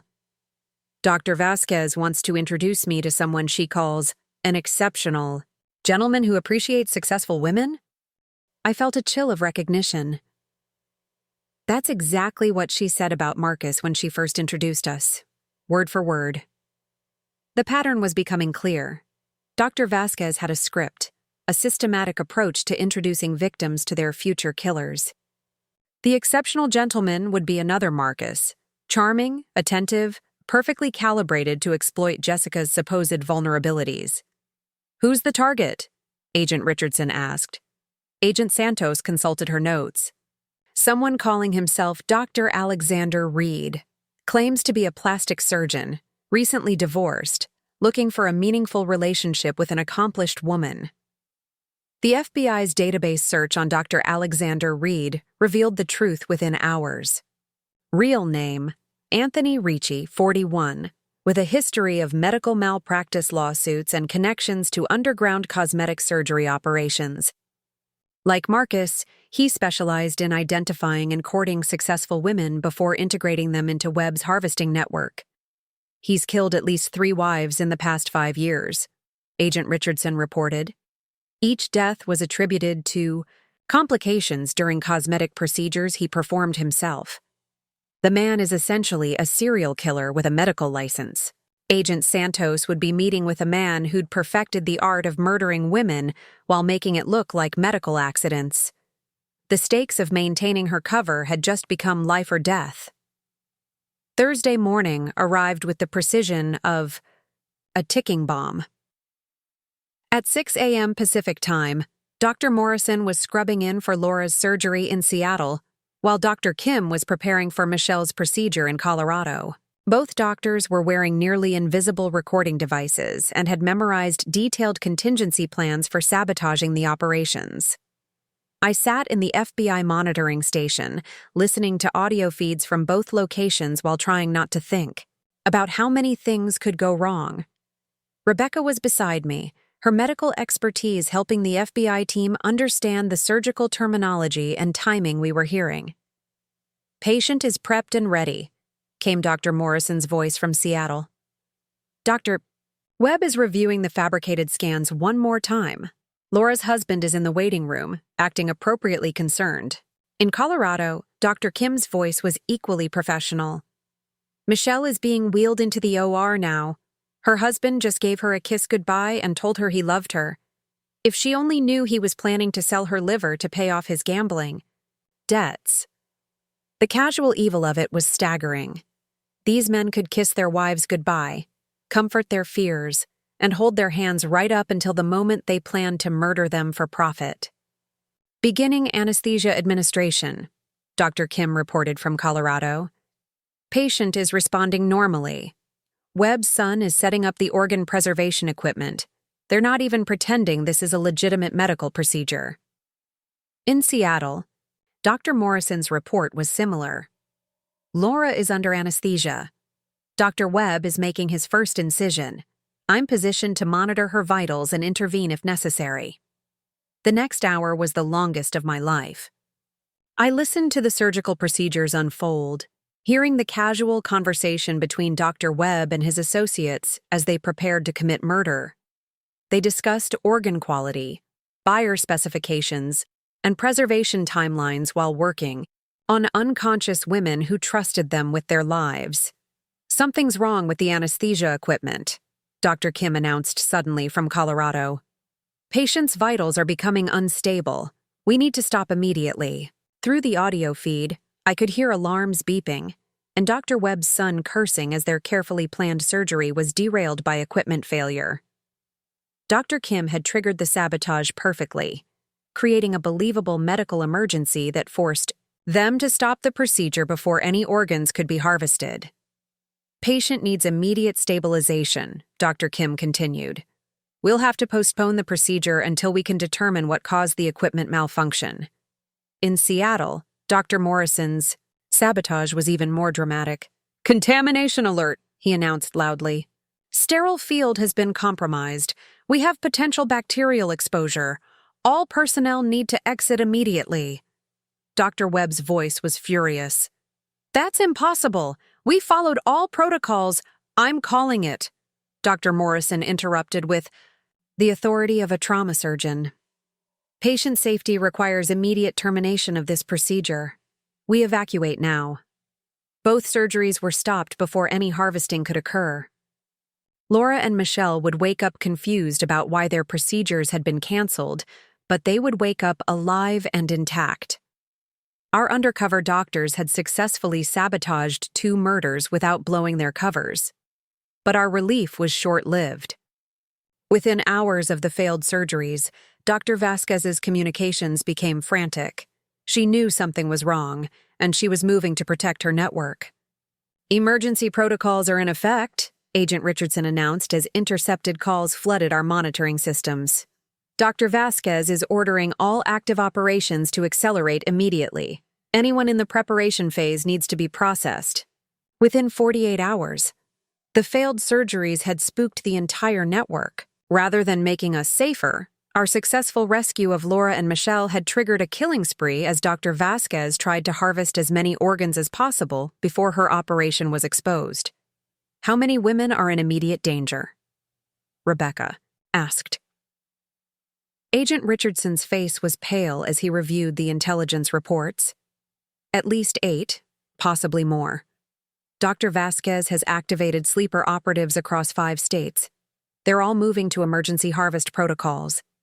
8 women who would die in the next 2 days unless we could stop an entire criminal network that was now operating in full crisis mode. The honey trap we'd set had worked too well. Instead of catching individual predators, we'd triggered a feeding frenzy that threatened to kill multiple victims simultaneously." "Options?" I asked, though I dreaded the answer. Agent Richardson was already coordinating with FBI field offices across the country. "We go full tactical. Simultaneous raids on all known network locations, emergency protective custody for all identified victims, and immediate arrests of every person connected to elite connections." It was the nuclear option, abandoning the careful investigation in favor of immediate action to save lives. We might lose some evidence, some criminals might escape, but at least the women currently in danger would survive. Jessica's meeting with Dr. Reed is in 4 hours, Agent Santos reminded us. Do I keep the appointment or pull out? The meeting with Dr. Reed represented our best chance to gather final evidence against Dr. Vasquez, but it also put Agent Santos directly in the path of a serial killer who would be operating under emergency protocols. Keep the appointment, I said, surprising everyone, including myself. But I'm going with you. Agent Richardson started to object, but I cut him off. Doctor, Vasquez trusts me. If I show up to support my friend Jessica during her first meeting with a potential match, it provides perfect cover and gives us 2 federal assets in the room instead of 1. It was dangerous, potentially suicidal, but it was also our last chance to gather the evidence needed to convict Dr. Vasquez of masterminding the entire operation. In 4 hours, I would be sitting across from a man who specialized in murdering women like me, trying to gather evidence while keeping us both alive. The next phase of our operation was about to begin, and this time, there would be no second chances. The restaurant Dr. Vasquez had chosen for the meeting was perfect for what she didn't know was about to happen. Multiple exits, good sightlines, and enough ambient noise to mask the tactical communications equipment hidden throughout. My clothing. As I sat across from Dr. Alexander Reed, watching him smile at Agent Santos with the practiced charm of a predator, I forced myself to remember that this man had murdered at least 3 women while making their deaths look like medical accidents. Jessica is exactly the type of accomplished woman I've been hoping to meet, Dr. Reed was saying, his voice smooth and professional. Elena mentioned you're in biotech. Fascinating field. I've always been drawn to women who challenge themselves intellectually. Agent Santos played her role perfectly, blushing slightly and leaning forward with interest. Sarah spoke so highly of elite connections and her experience with Marcus. It's wonderful to see successful couples who really support each other's ambitions. Dr. Reed's eyes flicked to me with what looked like genuine warmth. Marcus is a lucky man. Sarah, you look radiant. Marriage clearly agrees with you. The irony was so thick I could taste it. This serial killer was complimenting me on a marriage to another serial killer who'd tried to harvest my organs. If he only knew that Radiant Sarah was wearing enough surveillance equipment to monitor a small army. Marcus takes such good care of me, I replied, the words like poison in my mouth. He's always encouraging me to focus on my health, get regular checkups, make sure I'm taking care of myself properly. Dr. Reed nodded approvingly. A good husband should be attentive to his wife's well-being. Health is everything. Without it, we have nothing. Through my nearly invisible earpiece, I could hear Agent Richardson's voice. Target is displaying classic grooming behavior. Recording quality is excellent. Keep him talking about his methods. Do you have experience with that? Agent Santos asked innocently. Taking care of someone's health, I mean? Sarah mentioned you're a doctor. Dr. Reed's smile became more genuine, pride evident in his expression. Plastic surgery, primarily. There's something deeply satisfying about helping people become their best selves, both physically and emotionally. I believe in taking a holistic approach to wellness. A holistic approach that included murdering his patients, apparently. I watched his hands as he spoke, surgeon's hands, steady and precise. Hands that had held scalpels while cutting into women who trusted him with their lives. That's so admirable, Agent Santos gushed. I've always been nervous about medical procedures. I think I'd need someone I really trusted to even consider cosmetic surgery. Trust is essential, Dr. Reed agreed, leaning closer. The doctor-patient relationship is sacred. When someone puts their life in your hands, you have an absolute obligation to their well-being. The casual blasphemy of his words made my stomach clench. This man spoke about sacred trust while planning to exploit that exact vulnerability to commit murder. My earpiece crackled with an update from Agent Richardson. Strike teams are in position at all target locations. Dr. Vasquez is currently at Elite Connections. We have eyes on the building. Maintain conversation for 15 more minutes, then we execute simultaneous raids. 15 minutes to keep a serial killer talking while FBI teams prepared to raid criminal hideouts across 5 states. I glanced at my watch, noting that it was exactly 3:47 p.m. In a quarter hour, this nightmare would finally be over. Jessica was just telling me about her marathon training, I said, steering the conversation toward topics that would reveal Dr. Reed's victim selection criteria. She's incredibly disciplined about her fitness routine. Dr. Reed's interest sharpened immediately. Marathon running, that requires exceptional cardiovascular health. You must have excellent endurance, low resting heart rate, strong lung capacity. He was assessing her organs even while pretending to make small talk. The clinical detachment in his voice when discussing Agent Santos's physical condition was chilling, like a butcher evaluating livestock. I've been fortunate with my health, Agent Santos replied modestly. Good genes, I guess. My family tends to live long, healthy lives. Family medical history is so important, Dr. Reed agreed. Any hereditary conditions? Heart disease, diabetes, kidney problems? Nothing like that, Agent Santos said. Though I suppose I wouldn't know much about extended family history. My parents died when I was young and I don't have siblings to compare notes with. Perfect victim criteria, delivered with a vulnerable smile. Dr. Reed was practically salivating as he absorbed information about Agent Santos's health profile and isolated social situation. I'm sorry for your loss, he said with perfectly performed sympathy. It must be difficult navigating major life decisions without family guidance. Sometimes, Agent Santos admitted. That's part of why I'm interested in finding a real partner. Someone who can be my family, my support system, my whole world. The predatory satisfaction in Dr. Reed's eyes was unmistakable.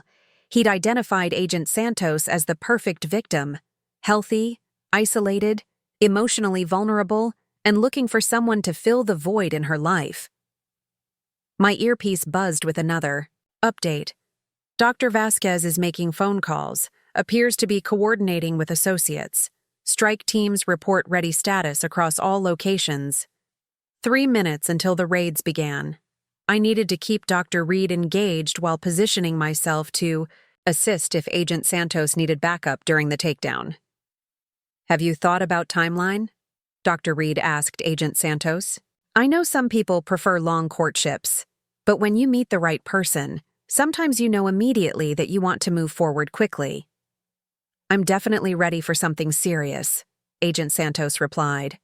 I've spent so many years focused on my career that I feel like I'm behind on the personal side of life. I'd love to meet someone who's equally ready to commit. Dr. Reed reached across the table and touched her hand gently. I feel exactly the same way. Elena has such good instincts about compatibility. I have a feeling she's found something special. Here. Agent Richardson's voice in my ear. 2 minutes. Dr. Reed's body language suggests he's preparing to escalate contact with the target. Be ready to intervene if necessary. Dr. Reed was indeed escalating, his touch lingering on Agent Santos's hand, while his other hand moved to his jacket pocket. For a terrifying moment, I thought he might be reaching for a weapon, but instead, he pulled out his business card. I'd love to continue this conversation over dinner tomorrow night, he said smoothly. There's a wonderful restaurant I know, very private, perfect for getting to know each other better. The private restaurant would be another controlled environment where Dr. Reed could begin the grooming process in earnest. Agent Santos would never make it to that dinner, but she played her role perfectly, accepting the card with shy excitement. That sounds wonderful, she said. I'll look forward to it. My earpiece crackled with the final countdown. 30 seconds. All teams report ready. Initiate on my mark. Dr. Reed was signing the check when Agent Richardson's voice filled my ear. Execute, execute, execute. Within seconds, the restaurant erupted in controlled chaos. FBI agents emerged from positions I hadn't even known they were occupying, surrounding our table with weapons drawn.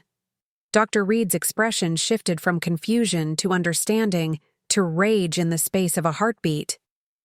"Dr. Alexander Reed, you're under arrest for conspiracy to commit murder," Agent Santos announced, her entire demeanor changing from shy victim to federal agent. "You have the right to remain silent." Dr. Reed's eyes locked onto mine with sudden, terrifying clarity. "Sarah Chen," he said quietly, "Marcus's supposedly dead wife. I should have known." The handcuffs clicked around his wrists, but his gaze never left my face. "You have no idea what you've destroyed," he continued. "The network Elena built saves lives. We provide organs to people who would die waiting for the bureaucratic system, to match them with donors." "By murdering innocent women," I replied, standing as the agents prepared to escort him away. "By utilizing resources that would otherwise be wasted," he corrected coldly. "Young, healthy women who contribute nothing meaningful to society, whose organs could save productive members of the community." The casual dehumanization in his voice was more chilling than any threat. To Dr. Reed, I wasn't a person. I was a collection of organs being wasted on someone he deemed unworthy of life. "How many?" I asked as the agents began leading him toward the exit. "How many women did you personally kill?" Dr. Reed smiled, an expression so cold it made my blood freeze. "More than the FBI will ever prove. And there are others, dozens of others, who will continue the work after Elena and I are gone." As they dragged him away, still spouting his twisted justification for serial murder, Agent Richardson appeared at my side with a tablet displaying multiple video feeds from the simultaneous raids. "Elite Connections is secure," he reported. "Dr. Vasquez is in custody, along with 4 associates. We've seized all computer equipment and client files." The video feeds showed FBI agents flooding Dr. Vasquez's office, where she was calmly shredding documents when they burst through the door. Even in handcuffs, she maintained her dignified composure, as if being arrested for running a murder conspiracy was merely an inconvenience. "Status on the other locations?" Agent Santos asked, slipping seamlessly back into her FBI agent persona. Agent Richardson scrolled through the feeds. "Dr. Webb's surgical facilities in 3 states have been raided. We recovered organ preservation equipment, forged medical documents, and financial records showing payments to overseas buyers. Webb himself was arrested at his Colorado facility." More feeds showed the arrest of Marcus's fellow husbands, men, who'd been posing as loving spouses while preparing to murder their wives for profit. Each arrest was a small victory, another predator removed from the hunting ground where women like me had been stalked. "The women who were in immediate danger?" I asked. "All 8 have been located and are in protective custody," Agent Richardson confirmed. "Medical teams are evaluating them for poisoning symptoms and providing emergency care as needed." 8 women who would wake up tomorrow not knowing how close they'd come to being murdered by the men they'd trusted with their hearts. 8 women who would have to rebuild their lives after discovering that their marriages were elaborate murder plots. Rebecca appeared through the crowd of FBI agents, her face a mixture of relief and exhaustion. "It's over," she said, pulling me into a fierce hug. "It's actually over." But even as I returned her embrace, I couldn't shake Dr. Reed's final words about others who would continue the work. The network we'd dismantled was extensive, but was it complete? How many other Dr. Vasquez's were operating similar schemes? How many other elite connections were hunting for victims? Agent Richardson seemed to read my thoughts. "This was a major blow to the organ trafficking industry," he said. "But you're right to be concerned about other networks. What we've learned from this operation will help us identify and infiltrate similar organizations." The restaurant was now a crime scene, with forensic teams photographing everything and agents interviewing witnesses. The other diners who'd been enjoying their meals an hour ago were now part of a federal investigation into serial murder and organ trafficking. "What happens to Marcus now?" I asked as we prepared to leave. "With the evidence we've gathered from this operation, he's looking at multiple life sentences without parole," Agent Richardson replied. "Conspiracy to commit murder, insurance fraud, assault with a deadly weapon, racketeering, the charges will keep him locked up forever. Forever. The man who'd planned to harvest my organs would spend the rest of his life in a cage, never again able to hurt the women he saw as nothing more than spare parts. It wasn't enough justice for the lives he'd helped destroy, but it was something, We walked out of the restaurant. I caught a glimpse of myself in the window reflection, a woman who'd survived attempted murder and helped bring down an entire criminal network. 6 months ago, I'd been a naive wife who trusted her husband completely. Now I was someone who understood that evil could wear a wedding ring and speak words of love while planning acts of unfathomable cruelty. "There's one more thing, Agent," Richardson said as we reached the FBI vehicles. "The media is going to want to interview you, the woman who survived organ trafficking and helped expose the network. You'll have opportunities to tell your story, help other women recognize the warning signs." The thought of going public with my story was terrifying, but I knew it was necessary. Somewhere out there, other women were being courted by charming men who saw them as valuable organ donors rather than human beings. If my story could save even one life, the exposure would be worth it. "I'll do whatever it takes," I said. "These women deserve to have their stories told." Rebecca squeezed my hand as we got into the FBI vehicle. "Dad would be proud," she said quietly. "You turned your survival into justice for others."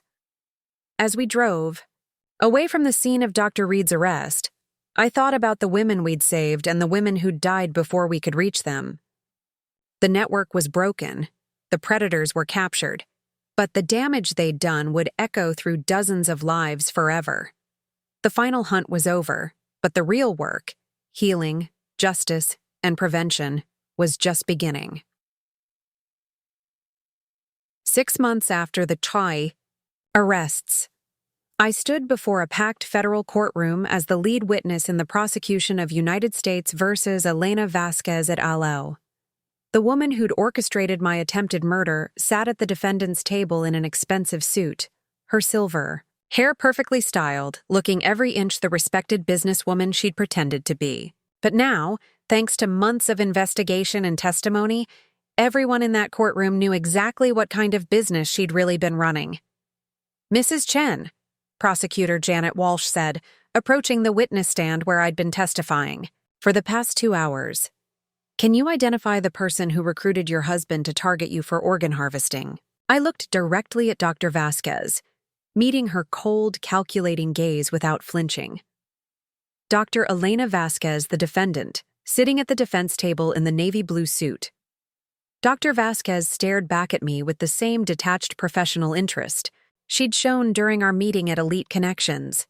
Even now, facing multiple life sentences, she seemed more curious than concerned about the proceedings destroying her carefully constructed empire. The trial had been a media sensation for weeks. The Organ Bride case, as the press had dubbed it, had exposed a level of systematic predation that shocked even seasoned law enforcement officials. Every day brought new revelations about the scope of Dr. Vasquez's network and the sophisticated methods used to identify and process victims. Marcus, whose real name we'd learned was Michael Anthony Torres, had taken a plea deal in exchange for his testimony against Dr. Vasquez. He'd already been sentenced to life without parole on federal conspiracy charges and would spend the rest of his life in maximum security prison. Watching him testify about his methods for grooming and poisoning victims had been one of the most difficult experiences of my life, but also one of the most necessary. She taught us that the key was patience, Marcus had testified the previous week, describing Dr. Vasquez's training methods. You don't rush the process. You take time to build genuine emotional dependency, make the victim feel like you're their whole world. That way, when the medical issues start appearing, they trust you completely to handle everything. His clinical description of how he'd manipulated my emotions and isolated me from my support system had been devastating to hear. But it had also been crucial evidence for convicting Dr. Vasquez of running a criminal enterprise that had resulted in at least 12 confirmed murders. Mrs. Chen, Prosecutor Walsh continued, based on your experience and the evidence presented in this trial, in your opinion, what was Dr. Vasquez's role in the conspiracy to murder you? I'd prepared for this question during countless hours of victim preparation sessions. Dr. Vasquez was the architect of the entire operation. She designed the victim selection criteria, trained the male operatives in grooming techniques, coordinated the medical fraud that justified the surgeries, and managed the financial networks that sold the harvested organs. Without her organizational skills and leadership, none of these murders could have happened on this scale. Dr. Vasquez's defense attorney, a sharp-dressed man named Robert Chen, no relation despite the shared name, had spent weeks trying to paint his client as merely a businesswoman who'd been deceived by rogue associates. But the evidence against her was overwhelming. Recorded conversations planning murders, financial records tracking organ sales, and testimony from victims who'd survived the network's targeting. The most powerful testimony had come from the other women who'd been saved.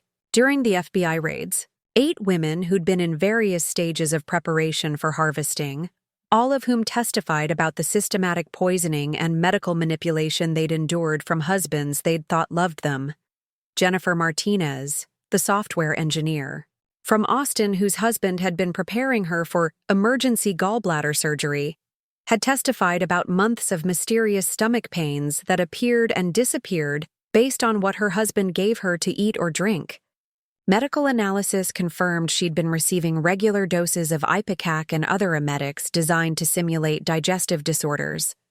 Linda Park, the pharmaceutical researcher from Portland, described how her husband had convinced her she was developing early-stage kidney disease, complete with forged lab results and fake consultations with nephrologists who were part of Dr. Webb's network. She'd been scheduled for exploratory surgery that would have resulted in the harvesting of both kidneys. Each woman's story followed the same pattern: isolation from family and friends, systematic poisoning to create medical symptoms, manipulation by trusted medical professionals, and scheduled surgeries that would have ended in death disguised as surgical complications. The defendants ran a murder-for-profit scheme, prosecutor Walsh had argued in her closing statement. They identified successful, healthy women through elite connections, paired them with trained killers posing as loving husbands, and systematically prepared them for harvesting like livestock. This wasn't crime of passion or opportunity. This was premeditated, organized murder on an industrial scale. The defense had argued that Dr. Vasquez was a legitimate businesswoman who'd been manipulated by rogue medical professionals, that elite Connections was a real matchmaking service that had been infiltrated by criminals without her knowledge. But the evidence told a different story. FBI forensic accountants had traced the financial networks that connected elite connections to organ buyers around the world. Dr. Vasquez had maintained detailed records of every transaction, from the initial client fees paid by unwitting victims to the final payments received from black market organ purchasers. The international scope of the operation had been staggering.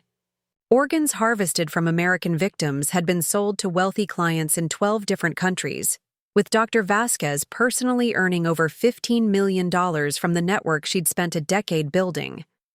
Has the jury reached a verdict? Judge Margaret Foster asked as the 12 jurors filed back into the courtroom after deliberating for less than 4 hours. "We have, Your Honor," the jury foreman replied, standing with a folded piece of paper in his hands. I held Rebecca's hand. As we waited for the verdict to be read, she'd been with me through every day of the trial, providing both medical expertise to help me understand the evidence and emotional support to help me process the trauma of reliving my attempted murder in public. On the count of conspiracy to commit murder in the first degree, we find the defendant Elena Vasquez guilty. The word guilty echoed through the courtroom like a gunshot. Dr. Vasquez showed no reaction, maintaining the same composed expression she'd worn throughout the trial. On the count of racketeering, we find the defendant Elena Vasquez guilty. On the count of wire fraud, we find the defendant Elena Vasquez guilty. On the count of money laundering, we find the defendant Elena Vasquez guilty. Guilty on all 47 counts. The jury had deliberated for less than 4 hours before concluding that Dr. Vasquez was responsible for running a criminal enterprise that had murdered at least 12 women and attempted to murder 8 others.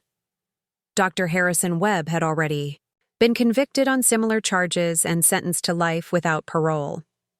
Dr. Alexander Reed, the plastic surgeon who'd killed his previous wives, had received 3 consecutive life sentences. Marcus and the other husbands in the network were serving sentences ranging from 30 years to life. But Dr. Vasquez had been the mastermind, the architect of systematic murder disguised as matchmaking. Her conviction was the capstone of the largest organ trafficking prosecution in U.S. history. Dr. Vasquez, Judge Foster said during the sentencing hearing 2 weeks later, "You perverted the concepts of love, marriage, and medical care to create a system for murdering innocent women. You preyed on their desire for companionship and exploited their trust in medical professionals. The court sentences you to life imprisonment without the possibility of parole." As Dr. Vasquez was led away in shackles, she turned to look at me one final time. Her expression was still coldly professional, as if she were evaluating my performance as a witness rather than facing the consequences of trying to have me killed. "She's never going to understand what she did wrong," Rebecca said quietly as we watched the woman who'd orchestrated my attempted murder disappear through the courthouse door. "I don't need her to understand," I replied. "I just need her to never hurt anyone else again." The civil lawsuits came next.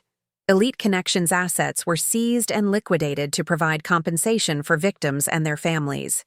The families of the 12 murdered women received substantial settlements, though no amount of money could restore the lives that had been lost. I donated my settlement to the Sarah Chen Foundation, a nonprofit organization I'd established to help victims of domestic violence and medical fraud. The foundation provided legal assistance, counseling services, and educational programs designed to help women recognize the warning signs of systematic manipulation and abuse. The Foundation's first major initiative was a partnership with medical schools across the country to train healthcare professionals to identify signs of deliberate poisoning and systematic abuse. We developed protocols for emergency rooms and clinics to recognize patterns that might indicate someone was being prepared for organ trafficking. Medical professionals are often the first line of defense, I explained during a speaking engagement at Johns Hopkins Medical School. When someone presents with mysterious symptoms that don't follow normal disease patterns, when their spouse is unusually involved in their medical care, when there are frequent emergencies that lead to expensive procedures, these could be warning signs that require deeper investigation. Rebecca had taken a leave of absence from surgery to serve as the Foundation's medical director. Together, we traveled the country speaking to medical professionals, law enforcement agencies, and women's organizations about the tactics used by organ trafficking networks. The psychological manipulation is just as dangerous as the physical. Poisoning, Rebecca would explain during our presentations. These men are trained to identify and exploit emotional vulnerabilities. They create dependency, isolate their victims from support systems, and gradually normalize medical emergencies and interventions. The speaking engagements were emotionally draining but necessary. At every event, women approached us afterward with stories of relationships that had made them uncomfortable, medical situations that hadn't felt right, or concerns about friends and family members who might be in danger. We helped 3 women escape situations that showed clear signs of organ trafficking preparation. Maria Santos, a research scientist from Miami, contacted us after recognizing the pattern of mysterious illnesses and urgent medical recommendations from her fiancé, of 8 months. FBI investigation confirmed that her fiancé was connected to a smaller trafficking network operating in South Florida. Jennifer Walsh, ironically sharing a name with one of Marcus's previous victims, reached out after her husband began pressuring her to update her insurance policies and mentioned unusual details about organ donation during casual conversations. Investigation revealed that he'd been researching black market organ prices and had connections to underground medical practitioners. Susan Park contacted the foundation after her sister expressed concerns about Susan's husband's unusual interest in her medical appointments and insistence on accompanying her to all doctor visits. The FBI discovered that Susan's husband had been gradually introducing small amounts of digitalis into her diet, preparing to claim she'd developed heart problems that required emergency surgery. Each successful intervention was a victory, proof that education and awareness could prevent other women from experiencing what I'd endured. But for every woman we helped, I wondered how many others were still trapped in relationships with men who saw them as valuable organ collections rather than human beings. The international investigations that grew out of our case led to prosecutions in 7 countries and the dismantling of 4 other organ trafficking networks. Interpol estimated that the networks connected to Dr. Vasquez's operation had been responsible for over 50 murders worldwide. 2 years after the trial, I received a letter that would change everything again.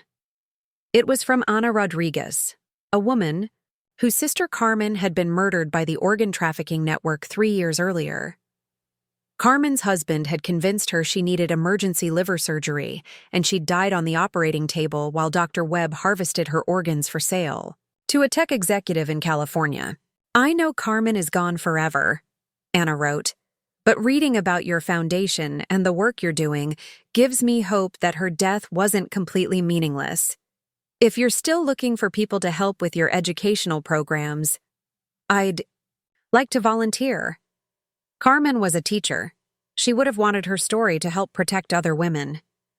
Anna became one of our most powerful advocates, speaking at events across the country about her sister's murder and the warning signs that families should watch for. Her presentations were heartbreaking, but effective, helping audiences understand the human cost of organ trafficking in deeply personal terms. Carmen was excited about her marriage, Anna would tell audiences. She called me every week to talk about how attentive her husband was, how much he cared about her health, how supportive he was of her career. I thought she'd finally found happiness. I had no idea she was being systematically murdered. The foundation also worked with lawmakers to strengthen regulations around organ transplantation and create better oversight of private medical facilities. The Carmen Rodriguez Act, named after Anna's sister, required enhanced background checks for medical professionals working in transplant-related fields and established new protocols for investigating suspicious surgical deaths. 3 years after my surgery, I stood in the same hospital room where I'd first learned about Marcus's betrayal. But this time, I wasn't there as a victim. I was there as the keynote speaker for the hospital's new training program on recognizing and responding to medical fraud. The most important thing to remember, I told the assembled doctors and nurses, is that victims of systematic poisoning and medical manipulation often don't recognize what's happening to them. They trust their partners and their healthcare providers completely. It's up to medical professionals to watch for patterns that patients themselves might not see. Rebecca introduced me that day as the woman who turned her survival into a mission, to protect others. But I knew that I hadn't accomplished any of this alone. Every victim who'd testified at the trials, every law enforcement officer who'd worked the case, every medical professional who'd changed their practices based on our recommendations, we were all part of a larger effort to ensure that predators, like Dr. Vasquez and Marcus, could never again operate with impunity. As I looked out at the audience of healthcare providers who were learning to recognize the signs of systematic medical abuse, I thought about the women we'd saved and the women who'd died before we could reach them. The work would never be finished. There would always be predators looking for vulnerable victims, always be new methods of exploitation to guard against. But for the first time since waking up in that recovery room 3 years ago, I felt something beyond survival. I felt purpose. Marcus had tried to reduce me to a collection of valuable organs. But instead, he'd inadvertently created someone who would spend her life making sure other women never faced the same fate. The scar from my appendectomy was barely visible now, a thin line that reminded me daily of how close I'd come to becoming another statistic in Dr. Vasquez's murder ledger. But it also reminded me that sometimes survival isn't enough. Sometimes you have to transform your trauma into a weapon against the people who created it. Dr. Vasquez, Marcus, and their associates would spend the rest of their lives in prison. The women they'd murdered would never be forgotten.